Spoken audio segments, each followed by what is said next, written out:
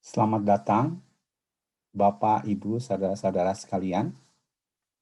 Bersyukur untuk anugerah Tuhan yang mengumpulkan kita semua di dalam seminar belajar berkomunikasi dalam keluarga, mengenal signifikansi self-talk dan self-pity yang akan dilayani oleh Vikaris Sariwati, MA in Counseling.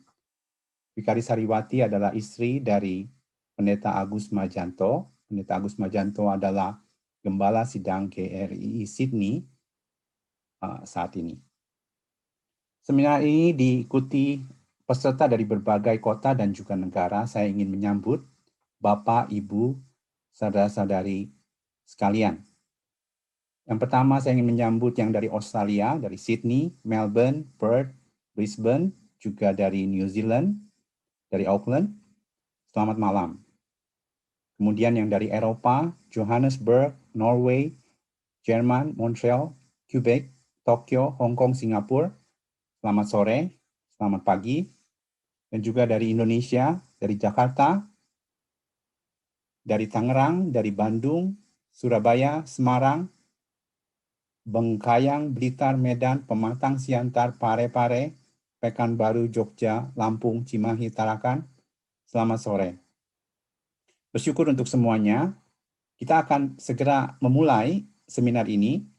Namun sebelumnya ada dua hal pengumuman yang saya ingin tekankan di sini. Yang pertama adalah link pertanyaan sudah dibuka. Saudara-saudari dapat memberikan pertanyaan melalui Slido. Bisa lihat nanti di chat Windows ada link yang lengkap. Jadi sepanjang seminar jika saudara-saudari ada pertanyaan silakan masukkan ke dalam Slido. Nanti dalam sesi tanya jawab Vikaris Sariwati akan menjawab. Itu yang pertama. Yang kedua, bagi saudara-saudari yang memerlukan translate in English, for those who require English translation, please click the bottom right interpretation button and select English. So we have English translation.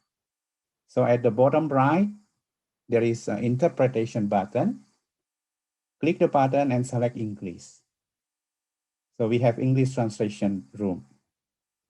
Baiklah, saudara-saudara sekalian, kita akan siapkan hati, kita akan berdoa. Saya akan menyerahkan kepada Vikaris Sariwati. Mari kita tunduk, kita berdoa. Tuhan, Bapa kami di surga, kami bersyukur Tuhan untuk satu kesempatan yang indah. Kami boleh belajar tentang bagaimana berkomunikasi di dalam keluarga berdasarkan firman Tuhan, berdasarkan Alkitab. Tuhan, ketika kami boleh mendengarkan firman-Mu ya Tuhan melalui seminar ini, Tuhan, nyatakanlah kehendak-Mu ya Tuhan, bukakan hati kami, lembutkan hati kami, berikan satu hati yang rela taat ya Tuhan ketika kehendak-Mu boleh nyata melalui firman yang boleh disampaikan malam ini. Tuhan, kami rindu setiap kami sebagai anak-anak Tuhan mempunyai keluarga yang semakin dirubah, semakin berkenan kepada Tuhan. Tolong pimpin, berikan urapan dan kuasa untuk Vikaris Sariwati yang akan menyampaikan seminar ini. Kami minta di dalam nama Yesus Kristus, Tuhan Juru Selamat kami yang hidup. Amin. Amin. Selamat malam saudara-saudara dikasihi Tuhan. Saya akan share screen.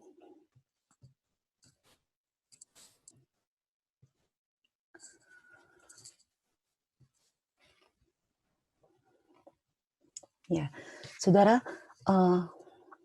sebelum kita mulai ya, masih ada yang mesti di-admit, tapi saya akan memberikan satu sharing sebelum kita memulai pelajaran kita malam hari ini.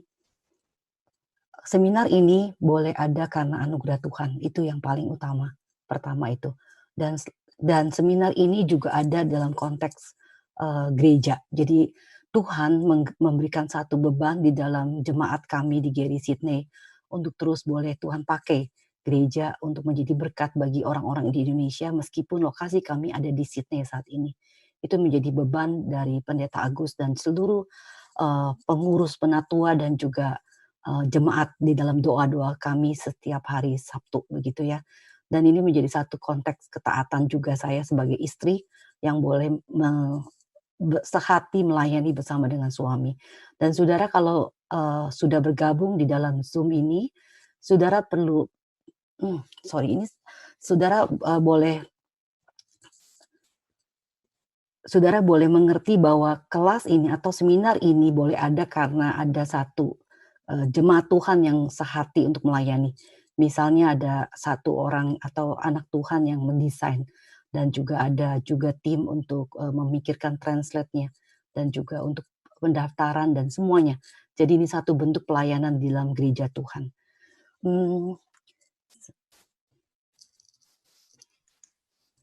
Jelas, Oke. Bu. Oh iya, oke sorry saya salah pencet tadi. Jadi saudara ini ya, jadi, ini adalah satu bentuk pelayanan bersama di dalam jemaat Tuhan di GRI Sydney. Ada orang-orang yang mendoakan dan juga bersyukur kalau Tuhan berikan waktu kita untuk belajar bersama-sama. Saudara kita akan seminar ini akan dibagi menjadi 3 kali pertemuan. Jadi hari ini dan nanti minggu depan, hari Selasa juga dan minggu depannya lagi. Nah, untuk hari ini kita akan belajar tentang kondisi kehidupan orang Kristen, yaitu masuk ke dalam proses pengudusan ya. Dan saudara kita akan lebih fokus kepada self talk ya. Sering sekali ini tidak diperhatikan dan terkesan, sepele gitu. Sebagian besar dari kita sudah tahu ada self talk, ada satu, interaksi antara diri kita dengan diri kita di dalam perkataan. Namun, eee, sedikit sekali yang memahami pentingnya self talk ini. Apa kaitannya dengan karakter dan kerohanian seseorang anak Tuhan? Itu yang akan kita pelajari hari ini. Lalu, nanti seminar yang kedua itu adalah mengenai self pity di dalam self talk gitu ya. Kejatuhan manusia di dalam dosa, saudara, itu merusak secara total seluruhnya. Relasi dengan diri, dengan Tuhan, dengan sesama, begitu.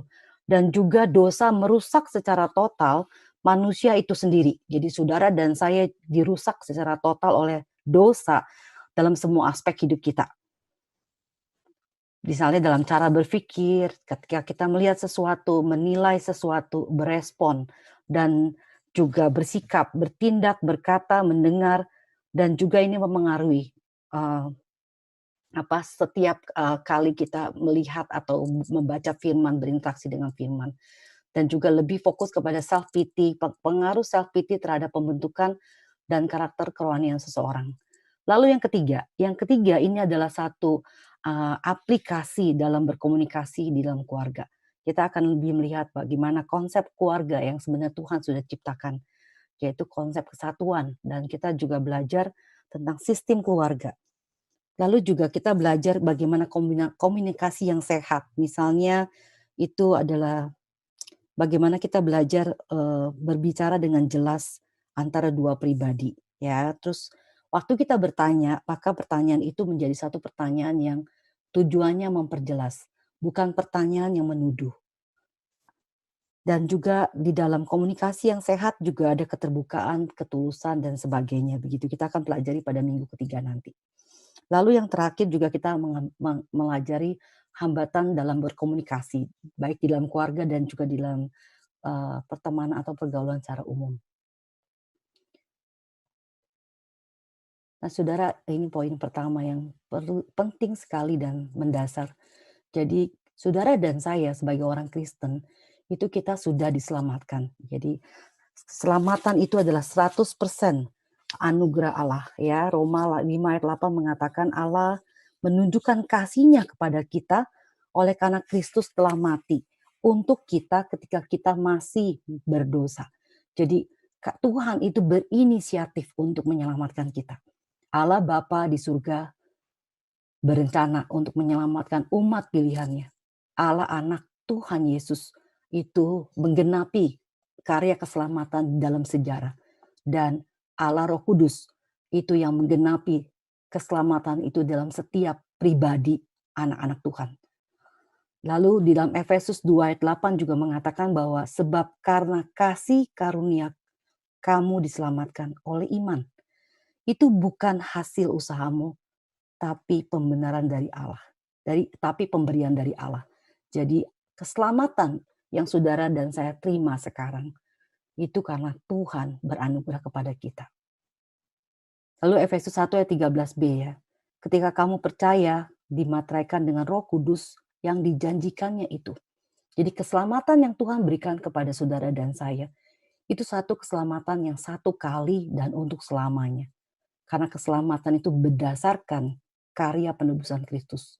Bukan berdasarkan perbuatan baik atau sesuatu apapun dari diri kita sendiri. Dan ketika Tuhan memberikan keselamatan itu kepada saudara dan saya, Tuhan memateraikan keselamatan itu dengan Roh Kudus Tuhan yang berdiam dalam hati saudara dan saya. Dan keselamatan itu tidak mungkin hilang. Satu kali untuk selama-lamanya.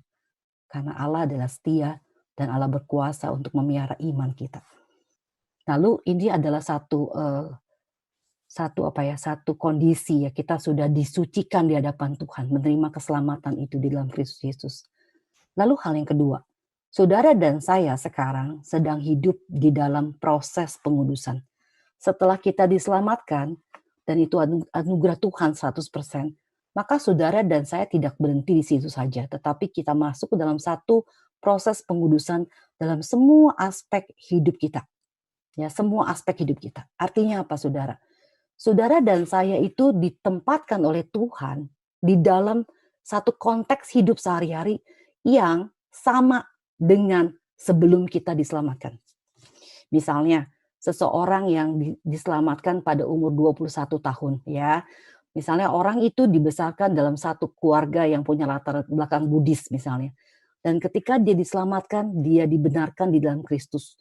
Setelah dia mendapatkan kelahiran baru, mendapatkan hati yang baru, mengenal Kristus dan haus akan firman Tuhan, maka Tuhan tidak secara otomatis mengubah kebiasaan hidup orang itu. Orang yang sama akan masuk ke dalam keluarga yang sama, akan berinteraksi dengan cara yang sama. Dan disitulah masuk proses pengudusan dalam semua aspek hidupnya. Termasuk juga di dalam misalnya tujuan dan arti hidup orang itu sudah Tuhan perbarui, sudah Tuhan kuduskan ya. Tentang konsep waktu, bagaimana dia sadar bahwa hidup ini adalah milik Tuhan. Dan waktu yang Tuhan berikan itulah anugerah yang dikembalikan bagi kemuliaan Tuhan. Misalnya juga konsep keluarga yang dikuduskan, di mana orang-orang yang sudah terima Tuhan, maka berkeluarga itu tidaklah bertujuan untuk berbahagia. Tetapi melalui keluarga yang Tuhan anugerahkan, pernikahan yang Tuhan anugerahkan, maka Tuhan dipermuliakan melalui hidup pernikahan itu. Dan juga di dalam pekerjaan, ya, di dalam konsep uang, cara melihat dan menanggapi realitas hidup dan pergumulan, juga termasuk dalam proses berpikir dan self-talk. Nah, ini yang akan kita pelajari dalam seminar ini. Jadi semua aspek, saudara, semua aspek Tuhan itu mau kita masuk ke dalam pengudusan. Dan apa yang terjadi dalam proses pengudusan ini? Ini adalah 100% tanggung jawab kita sebagai manusia, ya, saudara. Bahwa kita itu dipanggil Tuhan untuk mengerjakan keselamatan yang Tuhan telah anugerahkan. Itu Filipi 2 ayat 12. Paulus mengatakan begini, kerjakanlah keselamatanmu dengan takut dan gentar.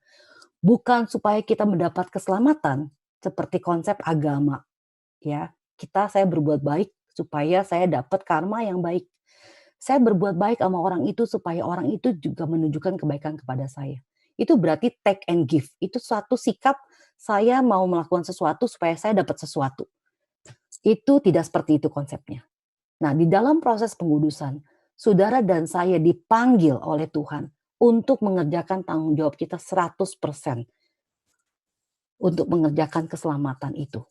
Artinya apa? Saudara, status disucikan oleh Kristus di dalam kerohanian kita ya, dalam hidup rohani kita. Itu perlu diikuti dengan satu proses kita itu bertanggung jawab. Artinya apa? Saudara dan saya perlu sadar bahwa mengenal Tuhan, membaca firman Tuhan, belajar firman Tuhan, itu adalah satu inisiatif atau satu respon kita secara pribadi. Dan dalam hal ini, saya belajar itu Tuhan tidak memaksa. Jadi Tuhan memberikan firman, Tuhan memberikan hati yang baru, Tuhan memberikan kehausan yang baru. Dan saudara dan saya bertanggung jawab 100% untuk melakukan bagian kita, yaitu membaca firman, menyiapkan hati pergi ibadah, melayani, dan sebagainya begitu ya, sebagai anak Tuhan gitu. Dan menjadi janji Tuhan bagi saudara dan saya adalah seperti ini. Ini bahwa Tuhan itu sedang bekerja. Di mana? Bukan di luar sana, tapi di dalam diri saudara dan saya. Apa yang Tuhan kerjakan? Dia memberikan saudara dan saya kerinduan, satu dorongan yang lembut untuk taat kepada Dia. Itu menjadi satu tanda ada Roh Kudus dalam hati saudara dan saya. Kerinduan kita untuk taat kepada Allah melalui firman-Nya tentu saja yang kita pelajari. Itu menjadi satu tanda signifikan bahwa saudara dan saya sudah menjadi anak Tuhan. Jadi kalau ada keinginan untuk taat, itu bukan karena saudara dan saya lebih rohani dari orang lain, tetapi karena Roh Kudus sedang bekerja dan Tuhan sedang bekerja. Dan bukan hanya Tuhan memberikan kerinduan, keinginan, cita-cita begitu ya.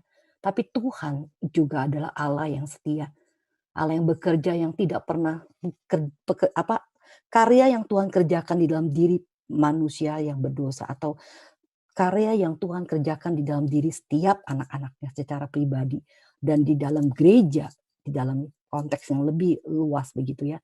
Itu Tuhan mengerjakannya sampai tuntas, saudara. Jadi ketika kita berpikir tentang Tuhan berkarya, itu bukan setengah jalan. Sama seperti misalnya saudara sama saya, oh saya mau bikin sesuatu begitu ya. Ketika kita bikin seperti itu. Nah Tuhan itu terus-menerus bekerja di dalam diri saudara dan saya. Memberikan kerinduan, kehausan, dan keinginan untuk taat.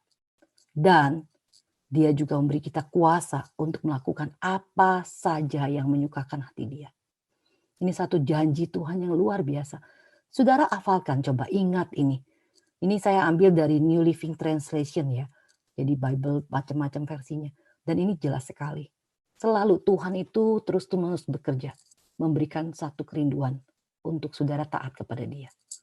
Nah, untuk bisa taat kepada Tuhan, maka kita perlu baca firman Tuhan. Supaya mengenal apa yang menyenangkan hati Dia. Dan kita mendapat kuasa juga, kita perlu bergantung sepenuhnya kepada Tuhan. Lalu dalam 1 Petrus 1 ayat 16 ya, dikatakan juga, sebab ada tertulis, kuduslah kamu sebab aku kudus. Nah, saudara, Oswald Chambers hari ini saat teduhnya ya, pengabdianku bagi kemuliaannya itu mengatakan begini ya, adalah satu kehendak Allah bagi saudara dan saya untuk menjadi kudus. Di 1 Tesalonika juga ada ditulis di sana bahwa Tuhan ingin kita itu masuk dalam pengudusan ya. Kesucian itu atau kekudusan itu berarti kemurnian mutlak hidup kita di hadapan Allah dengan menempatkan setiap hal, setiap aspek dari hidup kita di bawah penelitian Allah sendiri. Jadi mata Allah yang suci itu mengamati setiap aspek hidup saudara dan saya di dalam proses penyucian ini.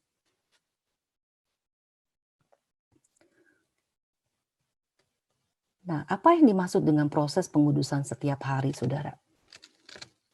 Pertama adalah ketaatan.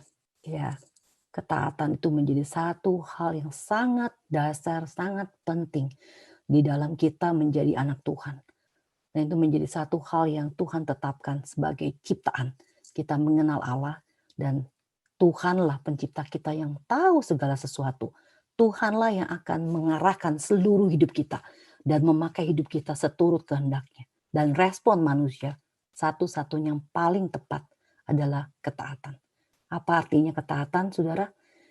Lakukan apa yang Tuhan suka, tetapi kita sering tidak suka. Kenapa? Karena saudara dan saya itu punya kecenderungan berdosa. Kita punya dorongan hati yang semau kita. Itu masih ada sampai sekarang ya. Jadi kalau saudara lihat, kok anak kecil nggak mau nurut ya. Saudara juga harus lihat, kita sebagai orang dewasa juga seringkali kita tidak suka untuk taat kepada Tuhan. Dan bagaimana kita bisa tahu apa yang Tuhan suka? Baca firman Tuhan. Ya, kita tidak bisa mereka-reka dalam pikiran kita kira-kira apa yang Tuhan suka yang saya mesti lakukan ya. Itu artinya saudara sedang meng-create Tuhan saudara sendiri. Bacalah firman Tuhan dan kenallah pribadi Dia sehingga kita tahu apa yang Tuhan suka. Dan ketaatan itu sesuatu yang sulit, saudara, tetapi bisa. Kenapa? Karena itu adalah panggilan Tuhan bagi setiap kita. Ketaatan kita sebagai istri, ya, ketaatan kita sebagai suami, ketaatan kita sebagai anak, ketaatan kita sebagai pelayan Tuhan, sebagai pengurus, sebagai mahasiswa, sebagai pekerja, apapun juga peranan saudara atau panggilan saudara. Itu responnya satu, taat. Ya. Nah, ketika Tuhan memanggil saudara dan saya taat, maka Tuhan yang bermurah hati juga akan memberi kita anugerah untuk kita bisa taat di hadapan Tuhan. Cobalah untuk taat. Ya, dan ketaatan itu menuntut kerendahan hati untuk selalu minta tolong setiap saat kepada Tuhan. Karena ketika kita merasa sudah taat tanpa kita meminta tolong kepada Tuhan, itu bukan satu konteks ketaatan menurut saya. Itu ada satu bentuk kesombongan. Karena kita melakukannya dengan mengandalkan diri sendiri. Seolah-olah kita sedang taat, tetapi sebenarnya tidak. Kita sedang show off, sedang pamer bahwa saya lebih hebat dari orang lain. Saya bisa menunjukkan saya itu bisa. Itu bukan ketaatan sama sekali. Mungkin bentuknya dari luar sama, tetapi esensinya ya, esensi atau intinya itu tidak seperti itu. Lalu ketaatan juga menuntut kelembutan hati, kelemah lembutan hati. Saudara, kelemah lembutan hati ini boleh kita pikirkan seperti ini ya. Saya nggak tahu berapa banyak dari saudara yang suka berkebun ya, saudara. Jadi kalau tanah yang gembur itu adalah seperti hati yang lemah lembut. Ketika bibit itu ditanam dan dikasih air, dikasih matahari, maka itu akan tumbuh begitu dan tidak keras.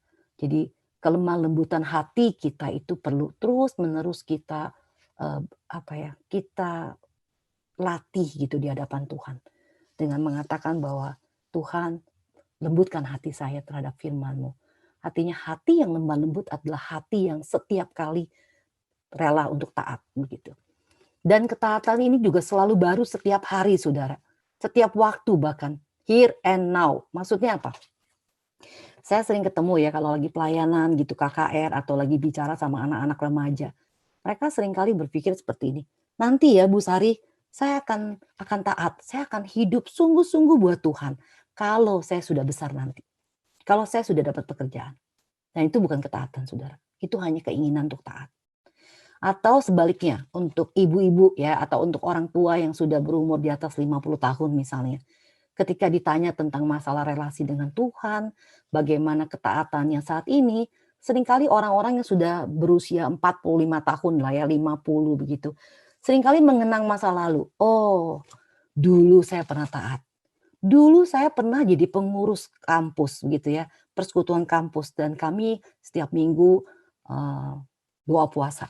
Begitu taat begitu. Dan sekarang ya udah bukan zamannya saya lagi untuk berjuang biar itu yang muda-muda gitu. Jadi orang-orang lebih tua itu selalu mengingat ketaatan yang dulu.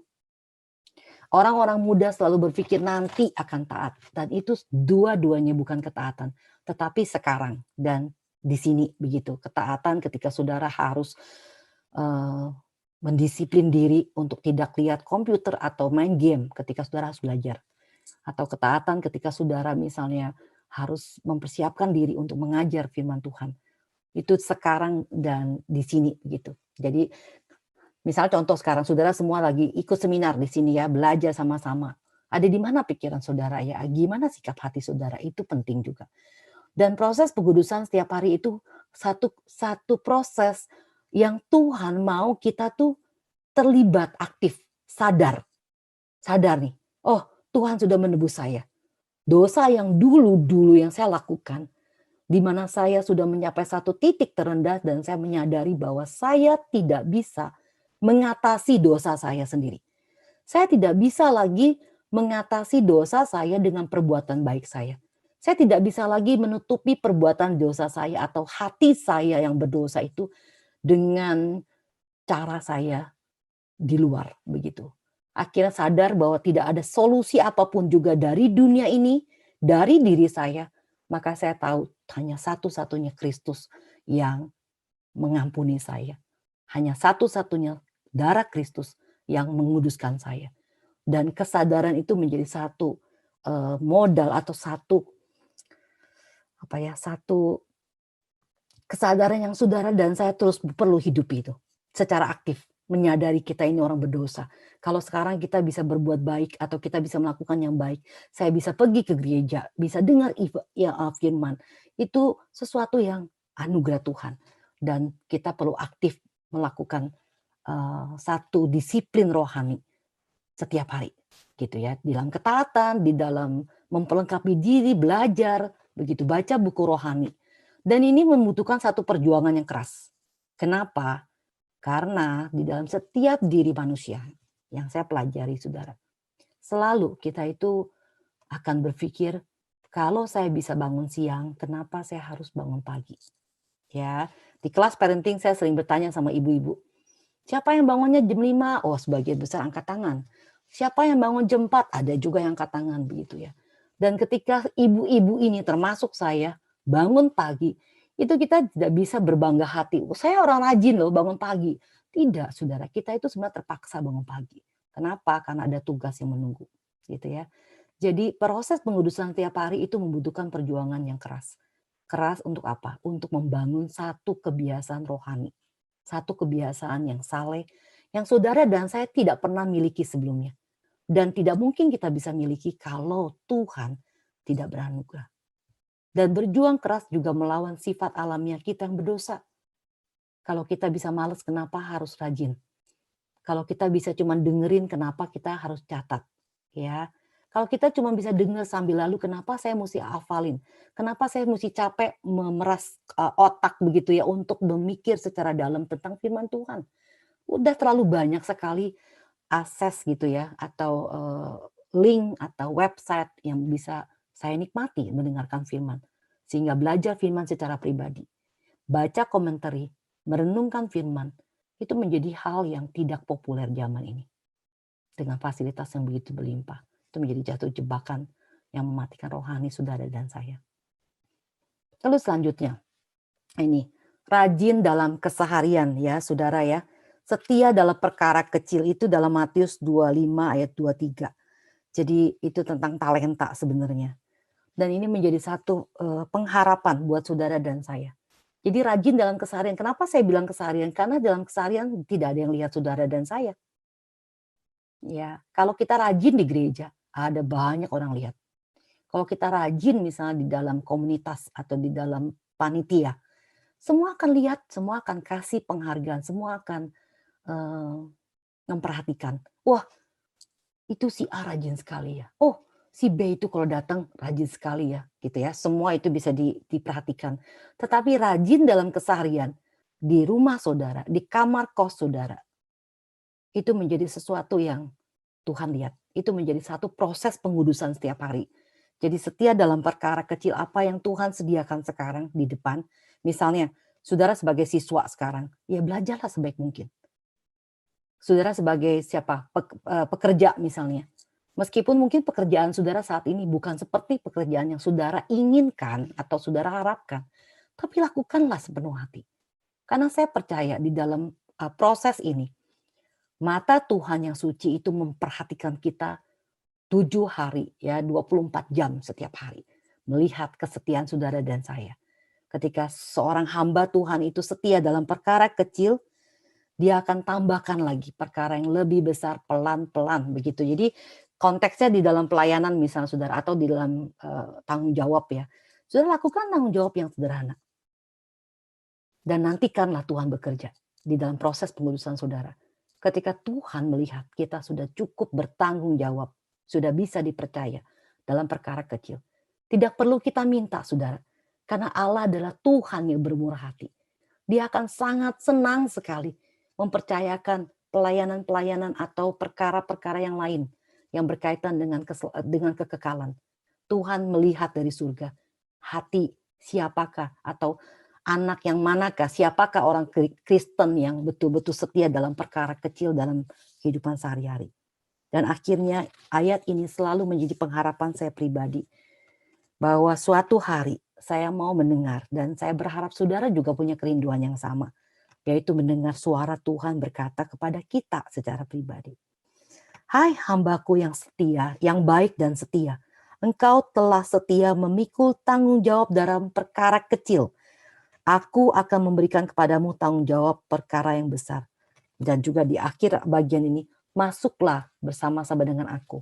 Itu menjadi satu penghiburan yang saudara akan dan saya akan terima ketika kita melakukan dengan setia. Lalu hal yang kelima yang sangat penting, yaitu proses pengudusan setiap hari adalah artinya apa? Mengejar firman. Seperti pemazmur mengatakan bahwa pagi hari aku bangun untuk merenungkan firman Tuhan. Aku merenungkan firman-Mu siang dan malam.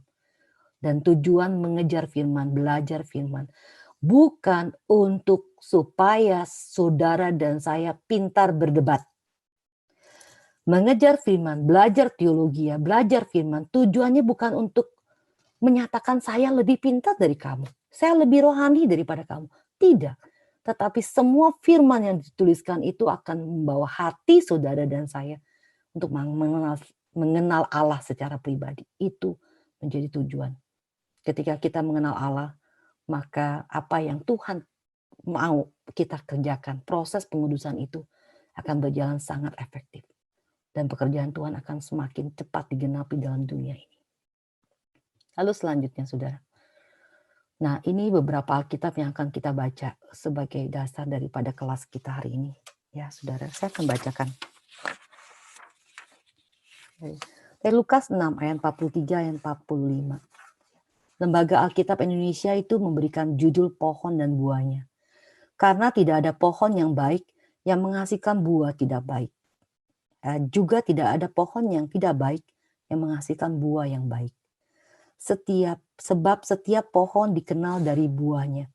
Karena dari semak duri orang tidak memetik buah ara, dan dari duri-duri tidak memetik buah anggur. Orang yang baik mengeluarkan barang yang baik dari perbendaharaan hatinya yang baik. Dan orang yang jahat mengeluarkan barang yang jahat dari perbendaharaan hatinya. Saudara coba perhatikan bagian ini ya. Berapa banyak dari kita yang besar di dalam budaya yang percaya kalimat seperti ini. Ya. Oh, orang itu hatinya baik, tapi mulutnya jahat memang. Dia kalau udah marah, kasar ya, kata-katanya tajam, tapi hatinya baik, begitu ya. Dan kita percaya itu. Dan itu menjadi penghiburan yang palsu buat hati saudara dan saya sebenarnya. Itu salah sama sekali. Alkitab jelas sekali mengatakan bahwa orang yang baik mengeluarkan barang yang baik dari perbenaran hatinya yang baik. Dan orang yang jahat itu mengeluarkan barang yang jahat dari perbenaran hatinya yang jahat. Yang diucapkan mulutnya itu meluap dari hatinya. Saudara, biar kita bongkar apa yang selama ini kita percaya di suatu kebohongan. Ya. Jadi kalau orang yang hatinya marah begitu ya, maka akan keluar sumpah serapah dari mulutnya dia. Dan janganlah kita juga berpikir, oh dia hatinya baik, mulutnya aja yang jahat. Itu satu kepercayaan yang menyesatkan. Itu sesuatu yang tidak sesuai dengan firman Tuhan. Jadi ketika orang itu sedih hatinya, maka akan keluar satu sharing tentang kesedihan hatinya dia. Dan ketika hatinya sedang bersusah payah atau hatinya sedang menggerutu, ya, sedang tidak puas, sedang tidak bersyukur, maka keluarlah dari mulutnya komplain. Ini komplain, itu komplain, ya. Kok kayak gini ya gereja? Kok kayak gitu ya penginjilnya? Kok kayak gitu ya hamba Tuhannya? Kok kayak gini pengurusnya ya? Oh kok kayak gini pemimpin KTB-nya? Gitu ya. Apa aja begitu, ini dalam konteks gereja. Bisa juga kita komplain tentang kehidupan kita di rumah tangga. Oh kenapa ya suami saya seperti ini ya? Kenapa anak saya seperti ini? Selalu komplain. Itu menunjukkan hati kita seperti apa. Lalu Yohanes 7 ayat 38 ini Kristus berbicara kepada murid-muridnya. Barang siapa percaya kepadaku, seperti yang dikatakan oleh kitab suci, dari dalam hatinya akan mengalir aliran air hidup. Artinya apa? Setiap anak Tuhan itu ada Roh Kudus. Dan itu akan menjadi satu sumber di mana itu keluar seluruh kebajikan karakter Kristus dalam hati orang-orang percaya. Seperti perempuan Samaria. Ketika dia percaya kepada Tuhan Yesus, dia akan digerakkan untuk memberitakan Injil di kota Samaria itu. Sehingga orang-orang yang mendengar dan orang-orang yang menerima undangan dia, datanglah, aku sudah bertemu dengan dia, Mesias itu yang mengetahui hidupku seperti apa, tetapi dia memberi aku air hidup. Lalu orang-orang datang kepada Tuhan Yesus, dan akhir dari perikop itu tertulis bahwa kami percaya kepada Kristus bukan karena bicaramu, tapi kami sudah mendengar langsung dari dia. Jadi itu menjadi satu aliran air keluar dari hati orang yang percaya. Lalu Mazmur 42 ayat 4 dan 5. Ini satu bagian Mazmur yang dituliskan oleh pemazmur dalam dialog dia dengan dirinya ya. Ketika dia, inilah yang hendak ku ingat, sementara jiwaku gundah gulana.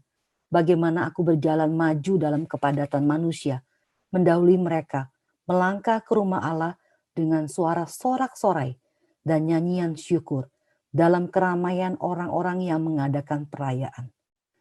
Mengapa engkau tertekan, hai jiwaku, dan gelisah di dalam diriku? Berharaplah kepada Allah, sebab aku akan bersyukur lagi kepadanya, penolongku dan Allahku. Jadi satu pergumulan di dalam hati pemazmur ini, akhirnya responnya dia berkata kepada dirinya sendiri, mengapa engkau gelisah jiwaku? Dan dia menetapkan, aku akan bersyukur lagi. Artinya itu menjadi satu kebiasaan yang berulang-ulang mengucap syukur dari hatinya. Dan dia melihat siapa? Allah adalah penolongnya. Dan dia adalah Allahnya. Begitu. Dan yang terakhir, Yeremia. Ini menjadi satu bagian yang terus-menerus saudara perlu ingat. Di Yeremia 17 ayat 9a itu mengatakan seperti ini. Betapa liciknya hati, lebih licik daripada segala sesuatu. Hatinya sudah membatu, siapakah yang dapat mengetahuinya? Ayat 10 ya. Aku, Tuhan yang menyelidiki hati, yang menguji batin untuk memberi balasan kepada setiap orang, setimpal dengan tingkah lakunya, setimpal dengan hasil perbuatannya.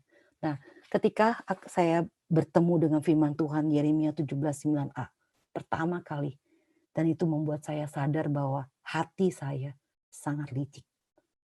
Itu Tuhan lihat ya, dan lebih licik dari segala sesuatunya. Itulah sebabnya kita perlu setiap hari mengisi hati kita dengan firman, supaya terang firman Tuhan itu bisa menyingkapkan ya, bisa menyoroti gitu ya, dengan lampu kita bisa lihat, dengan terang kita bisa melihat dengan jelas betapa liciknya hati kita. Alkitab mengatakan lebih licik dari segala sesuatu.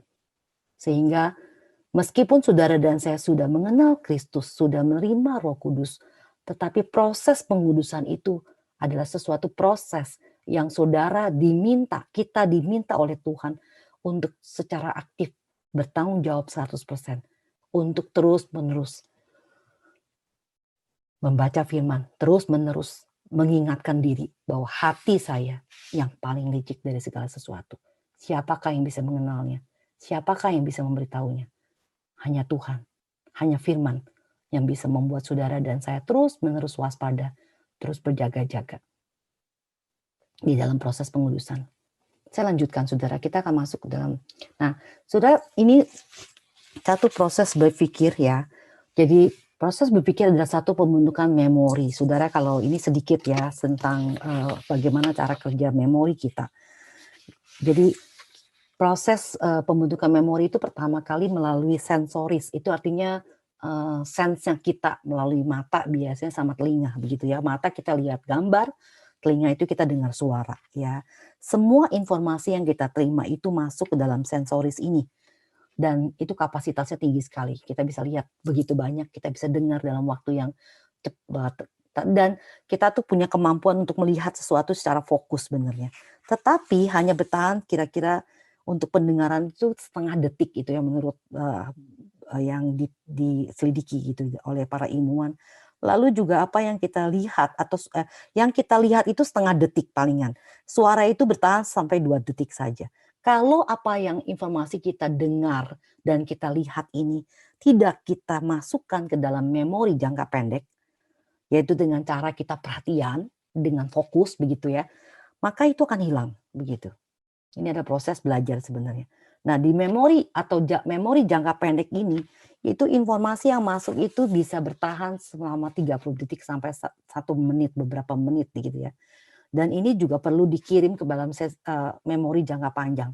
Nah, memori jangka panjang ini ya, itu adalah satu tempat di mana di dalam otak kita itu memiliki kapasitas yang tidak terbatas, saudara. Jadi memori ini tidak terbatas, itu bisa dilihat sebagai perpustakaan yang menyimpan semua informasi yang pernah kita lihat dan kita simpan di dalam memori jangka pendek, lalu masuk ke dalam memori jangka panjang, begitu. Caranya bagaimana? Tadi dari sensoris ya, apa yang kita lihat, apa yang kita dengar. Ketika kita fokus, maka dia akan dikirim ke dalam memori jangka pendek, short term memory bahasa Inggrisnya ya. Lalu dari short term memory itu akan bertahan di situ kira-kira berapa detik sampai berapa menit, maka itu perlu kita lanjutkan ke dalam memori jangka panjang itu dengan cara melatih, mengingat. Saya kasih contoh misalnya saudara ya, ketika kita mengamati seseorang sedang masak sesuatu lah ya, goreng telur lah saudara ya, telur, bisa goreng telur. Maka kita lihat, oh itu perlu siapin kuali, kasih apinya nyala, kasih minyak begitu, terus pecahin telurnya. Itu tuh kita kalau kita cuma lihat sekilas begitu ya, maka kita nggak akan ingat cara goreng telur. Tapi kalau kita perhatikan, kita amati, terus kita tanya berapa lama itu apinya, berapa lama, berapa panas begitu ya. Terus pecahin telur juga saudara, kalau belum pernah ya saudara, telurnya bisa jatuh ke bawah saudara. Dan itu sering terjadi sih karena waktu pecahin kecepatan atau langsung remuk itu telurnya gitu, apapun bisa terjadi. Namanya juga belajar.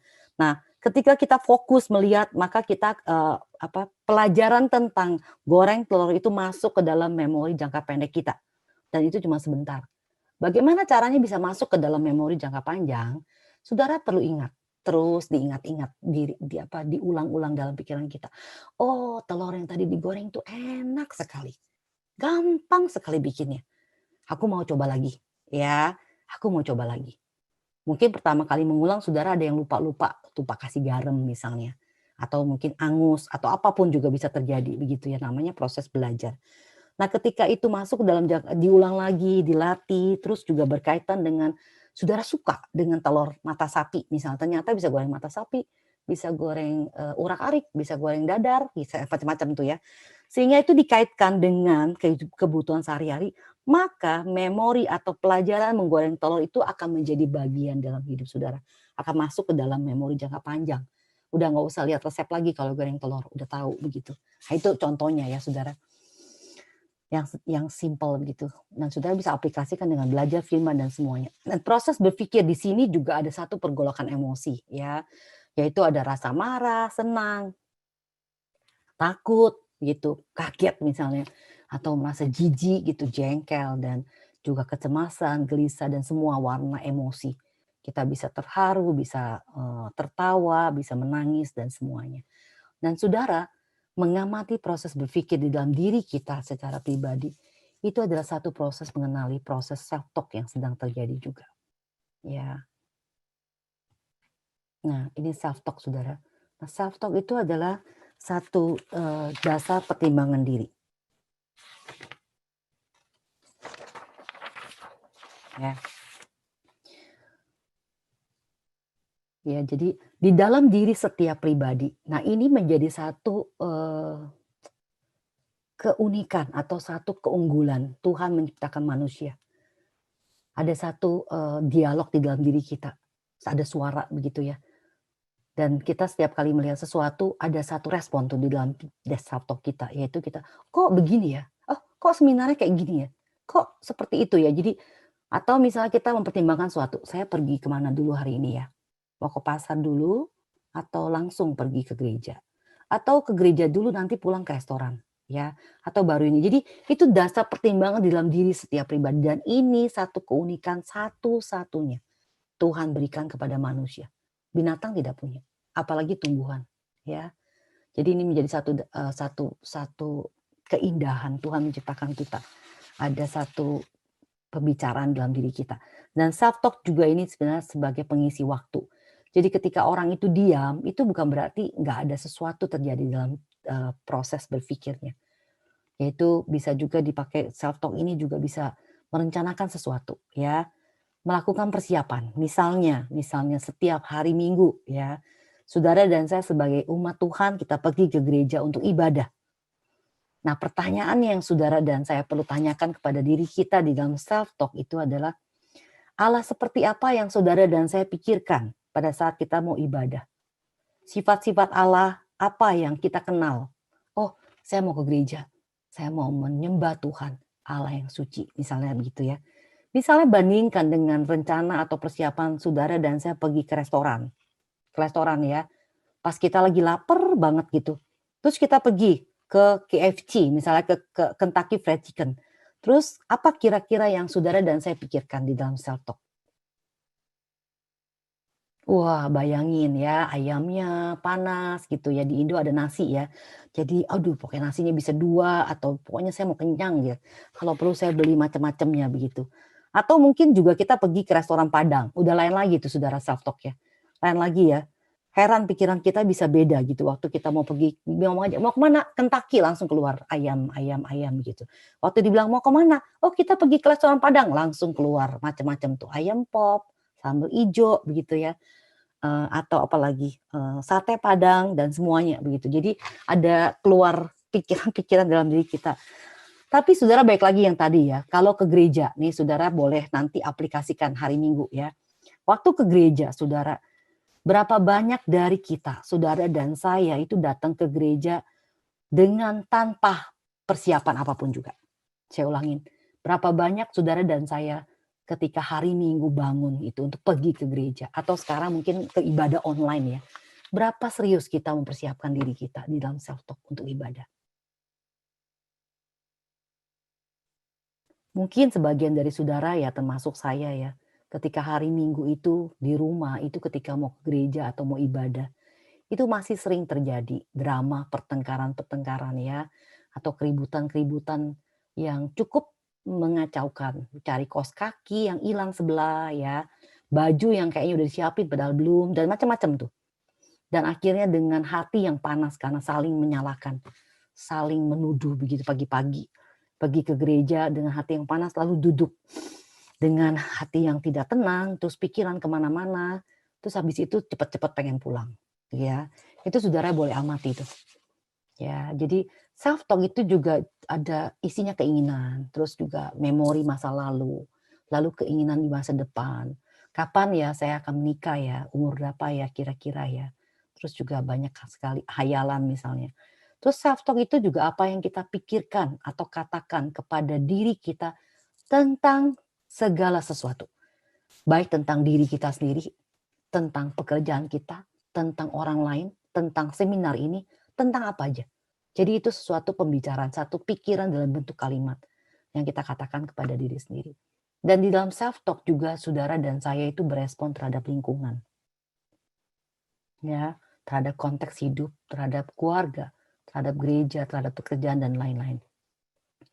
Lalu di dalam self talk ini juga ternyata saudara, ini juga menjadi satu tempat atau wadah kalau kita bisa gambarkan sebagai satu hal yang konkret ya. Itu jadi satu tempat bibit untuk membentuk karakter dan kebiasaan pribadi ditanam. Saya beri contoh saudara, seorang anak yang dibesarkan di dalam keluarga yang misalnya ya, pertengkaran itu menjadi suatu hal yang biasa. Maka anak itu akan belajar bagaimana cara bertengkar atau bagaimana menyatakan kemarahan yang sering dia lihat dari papa mamanya begitu ya. Dan itu akan membentuk karakter dia. Dia akan berespon, oh seperti ini ya suami istri, ya seperti ini keluarga. Dan tidak sedikit anak-anak muda yang takut menikah karena melihat kehidupan rumah tangga orang tuanya yang menakutkan buat dia atau yang traumatis begitu ya. Dan dia belajar bagaimana cara defense, bagaimana cara mempertahankan diri kalau sedang dimarahin. Atau anak ini akhirnya tumbuh menjadi anak yang seringkali disalahkan, dikata-katain misalnya. Lalu akhirnya kebiasaan pribadi yang ditanam adalah berbohong karena takut. Ya, akhirnya itu akan terus-menerus membangun satu kebiasaan sampai sudah dewasa. Dan menjadi satu hal yang menyedihkan. Atau sebaliknya, saya beri contoh ya. Ketika seorang anak dibesarkan dalam suatu keluarga yang takut akan Tuhan. Anak ini juga melihat papa mamanya bertengkar. Tetapi setelah bertengkar, mereka juga melihat bagaimana papanya dan mamanya itu saling minta maaf. Atau mereka juga bisa melihat papa mamanya berdoa, minta tolong sama Tuhan. Dan di situ akan anak belajar melihat ada Tuhan dalam keluarga ini. Ada kelemahan, ada banyak kelemahan papa mama, tetapi juga ada pengampunan, ada pertolongan dari Tuhan. Dan itu akan membentuk satu karakter yang melihat Tuhan itu nyata dalam hidupnya. Maksud karakter yang takut akan Tuhan, karakter yang terbiasa mengandalkan Tuhan misalnya. Dan juga kebiasaan pribadi yang dibentuk yaitu kalau ada masalah, berdoa. Kalau ada masalah, minta tolong sama Tuhan. Kalau ada dosa yang terjadi meskipun tersembunyi, dia ingat Tuhan tidak pernah tidak melihat. Dan dia akan menjadi satu anak yang tumbuh, menjadi anak yang terbuka dan mempunyai kebiasaan untuk mengaku dosa di hadapan Tuhan dan berjalan lagi dalam anugerah Tuhan. Itu contohnya, saudara. Nanti kalau saudara dalam hal ini ada yang kurang jelas atau saudara ada sesuatu, saudara bisa berikan kepada di Slido atau di dalam chat begitu ya. Lalu self talk ini juga, ini poin ini saya baru dapat pelajari dari Paul David Tripp. Saudara, Paul David Tripp itu ada podcastnya, ada juga websitenya ya, ada juga Instagramnya. Saudara bisa search tuh, Paul David Tripp, gitu, Paul David Tripp. Dia mengatakan seperti ini, kalimatnya begini, seseorang pribadi itu ya, seseorang itu berespon kepada realita hidup. Jadi bagaimana dia berespon, entah dia marah, entah dia senang, entah dia kecewa atau bagaimana begitu, respon dia terhadap realita itu bukan berdasarkan data yang ada, tetapi bagaimana dia menafsirkan hidup ini. Ini menarik sekali, saudara. Dan ini benar, ya. Dan saya pikirkan ada di mana letaknya? Ada di dalam self talk. Jadi misal contoh, dia kasih contoh begini ya, Paul David Tripp kasih contoh gini. Dia dengan istrinya itu nonton satu film drama. Lalu waktu film drama itu dilihat, mereka berdua sama-sama lihat satu film yang sama. Nah, istrinya udah mulai nangis gitu ya, karena tersentuh dengan film drama. Lalu apa yang terjadi dalam dirinya Paul ini? Dia katakan, saya tidak menangis, tapi saya malah mikirin alat pancing apa yang saya mau beli. Jadi itu respon terhadap film itu bukan berdasarkan film itu, tetapi berdasarkan penafsiran dalam dirinya masing-masing. Itu di dalam self-talk. Jadi bagaimana saudara dan saya melihat, menafsir realita hidup itu di dalam self-talk kita. Jadi di dalam kita punya menafsir begitu ya, melihat hidup ini atau melihat satu peristiwa begitu. Ada satu peristiwa yang membuat orang itu bisa menangis, menyentuh hatinya. Ada satu peristiwa membuat orang itu bisa tertawa, peristiwa yang sama. Ya, misal contoh, ketika terjadi misalnya kayak bom bunuh diri, misalnya contoh ya, maka kita sebagai anak-anak Tuhan kita sedih sekali karena kejahatan itu terjadi. Polisi sibuk mencari siapa. Tetapi orang-orang yang memang merencanakan itu, mereka akan merasa berhasil. Ya, misinya berhasil, yaitu mencelakai orang banyak. Itu dia menafsir bahwa dengan melakukan bom bunuh diri, maka saya berjasa, misalnya. Jadi itu menjadi responnya dia.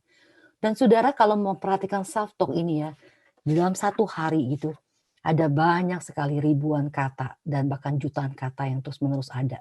Dan mengamati itu, kita akan mengenal siapa kita sebenarnya. Dan ini tidak mudah, karena seringkali kita baru sadar di dalam self-talk kita ternyata ada banyak hal yang kita sembunyikan.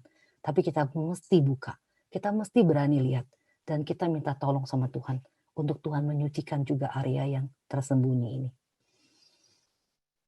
Nah berikutnya saudara, dari self-talk itu juga bisa dilihat apakah seorang pribadi itu sehat atau tidak.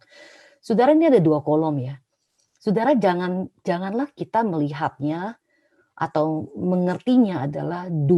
Sisi ini adalah 2 yang kalau sehat berarti tidak sehat gitu ya. Kalau tidak sehat berarti ya tidak sehat begitu, bukan begitu. Saudara, di dalam seluruh proses hidup kita, dalam proses perjalanan hidup kita dalam pengudusan dan di dalam pertumbuhan kita gitu, pembelajaran kita akan hidup ini, itu tuh kita ada di dua-duanya. Kadang kita masuk ke dalam satu self-talk yang sehat, kadang kita juga jatuh dalam self-talk yang tidak sehat. Jadi dua-duanya ada tuh di dalam diri saudara dan saya. Ya. Jadi saudara jangan ketika ketemu, oh ternyata dalam pikiran saya banyak sekali fantasi, berarti saya nggak sehat. Terus akhirnya percaya bahwa saudara tidak sehat. Bukan itu tujuannya. Saudara, tujuan dari belajar dari seminar ini itu bukan belajar self-talk-nya untuk sehat atau tidak sehat. Tujuannya bukan itu, sama sekali bukan itu. Tetapi tujuannya adalah satu doa saya membukakan pengertian tentang self talk itu adalah membawa hati saudara dan saya untuk lebih boleh tulus di hadapan Tuhan. Boleh makin menyadari ini tidak tertutup di hadapan Tuhan yang suci. Kita buka, ya. Karena Tuhan mengatakan bahwa ketika kita membuka dosa kita di hadapan Tuhan, maka Dia akan menyucikan kita, mengampuni kita lagi. Tetapi waktu kita menyembunyikan dosa kita, pemazmur katakan, ketika aku berdiam diri, tidak mau ngaku dosaku, maka Tuhan itu dengan tangan yang kuasa menekan aku, sehingga tulang-tulangku itu remuk, hatiku itu hancur, begitu ya. Karena Tuhan mau memanggil kita itu membuka hati kita di hadapan Tuhan. Tidak ada satu orang pun yang bisa membereskan hati dan self-talk. Tidak ada satu ilmu atau teori psikologi apapun juga yang bisa membuat self-talk saudara dan saya itu sehat atau bertumbuh secara rohani. Tapi karena hanya anugerah Tuhan yang bisa menolong kita, membawa kita terus masuk ke dalam proses pengudusan, mengarahkan pertumbuhan rohani kita seperti yang Tuhan mau. Ya, jadi apa yang kita pelajarin ini bukan untuk menjudge diri kita. Ternyata saya seperti ini, ternyata seperti bukan itu tujuannya. Saya lanjutkan saudara. Jadi dari self talk ini kita bisa melihat diri kita itu sehat atau tidak sehat ya. Maksudnya begini, orang pribadi yang sehat itu berarti self talk-nya itu isinya itu sesuatu yang realistis. Sesuatu yang memikirkan, oh nanti saya kuliah kira-kira mau berapa tahun ya. Terus ketika dosen di awal kuliah memberikan satu silabus ya, satu kurikulum mata kuliah ini tuntutannya baca berapa jam, terus tugasnya berapa banyak, ujian berapa persen dan semuanya begitu dalam satu term, satu semester mungkin. Maka saudara mulai merencanakan di dalam self-talk saudara. Atau ketika misalnya saudara dan saya terjadi satu konflik, ya, maka kita bertanya, kenapa konflik itu terjadi? Kenapa kok tadi saya cepat sekali marah? Kenapa kok saya cepat sekali tersinggung? Jadi itu suatu dialog di dalam diri kita yang berkaitan dengan kenyataan yang kita alami. Tetapi pribadi yang tidak sehat, maka dia akan masuk ke dalam sesuatu yang fantasi, hayalan, yang tidak nyata. Misalnya ketika saya konflik misalnya ya, maka saya berandai-andai itu. Wah, saya tadi konflik itu karena mungkin saya salah menikah, begitu. Karena pasangan saya memang dari dulu nggak mengerti saya, dari pacaran. Jadi sekarang konflik itu karena coba kalau saya punya pasangan yang lebih mengerti, pasti konflik itu nggak terjadi. Begitu. Jadi selalu as if, berandai-andai begitu. Misalnya seseorang menghadapi satu kenyataan, misalnya terlibat hutang banyak misalnya ya.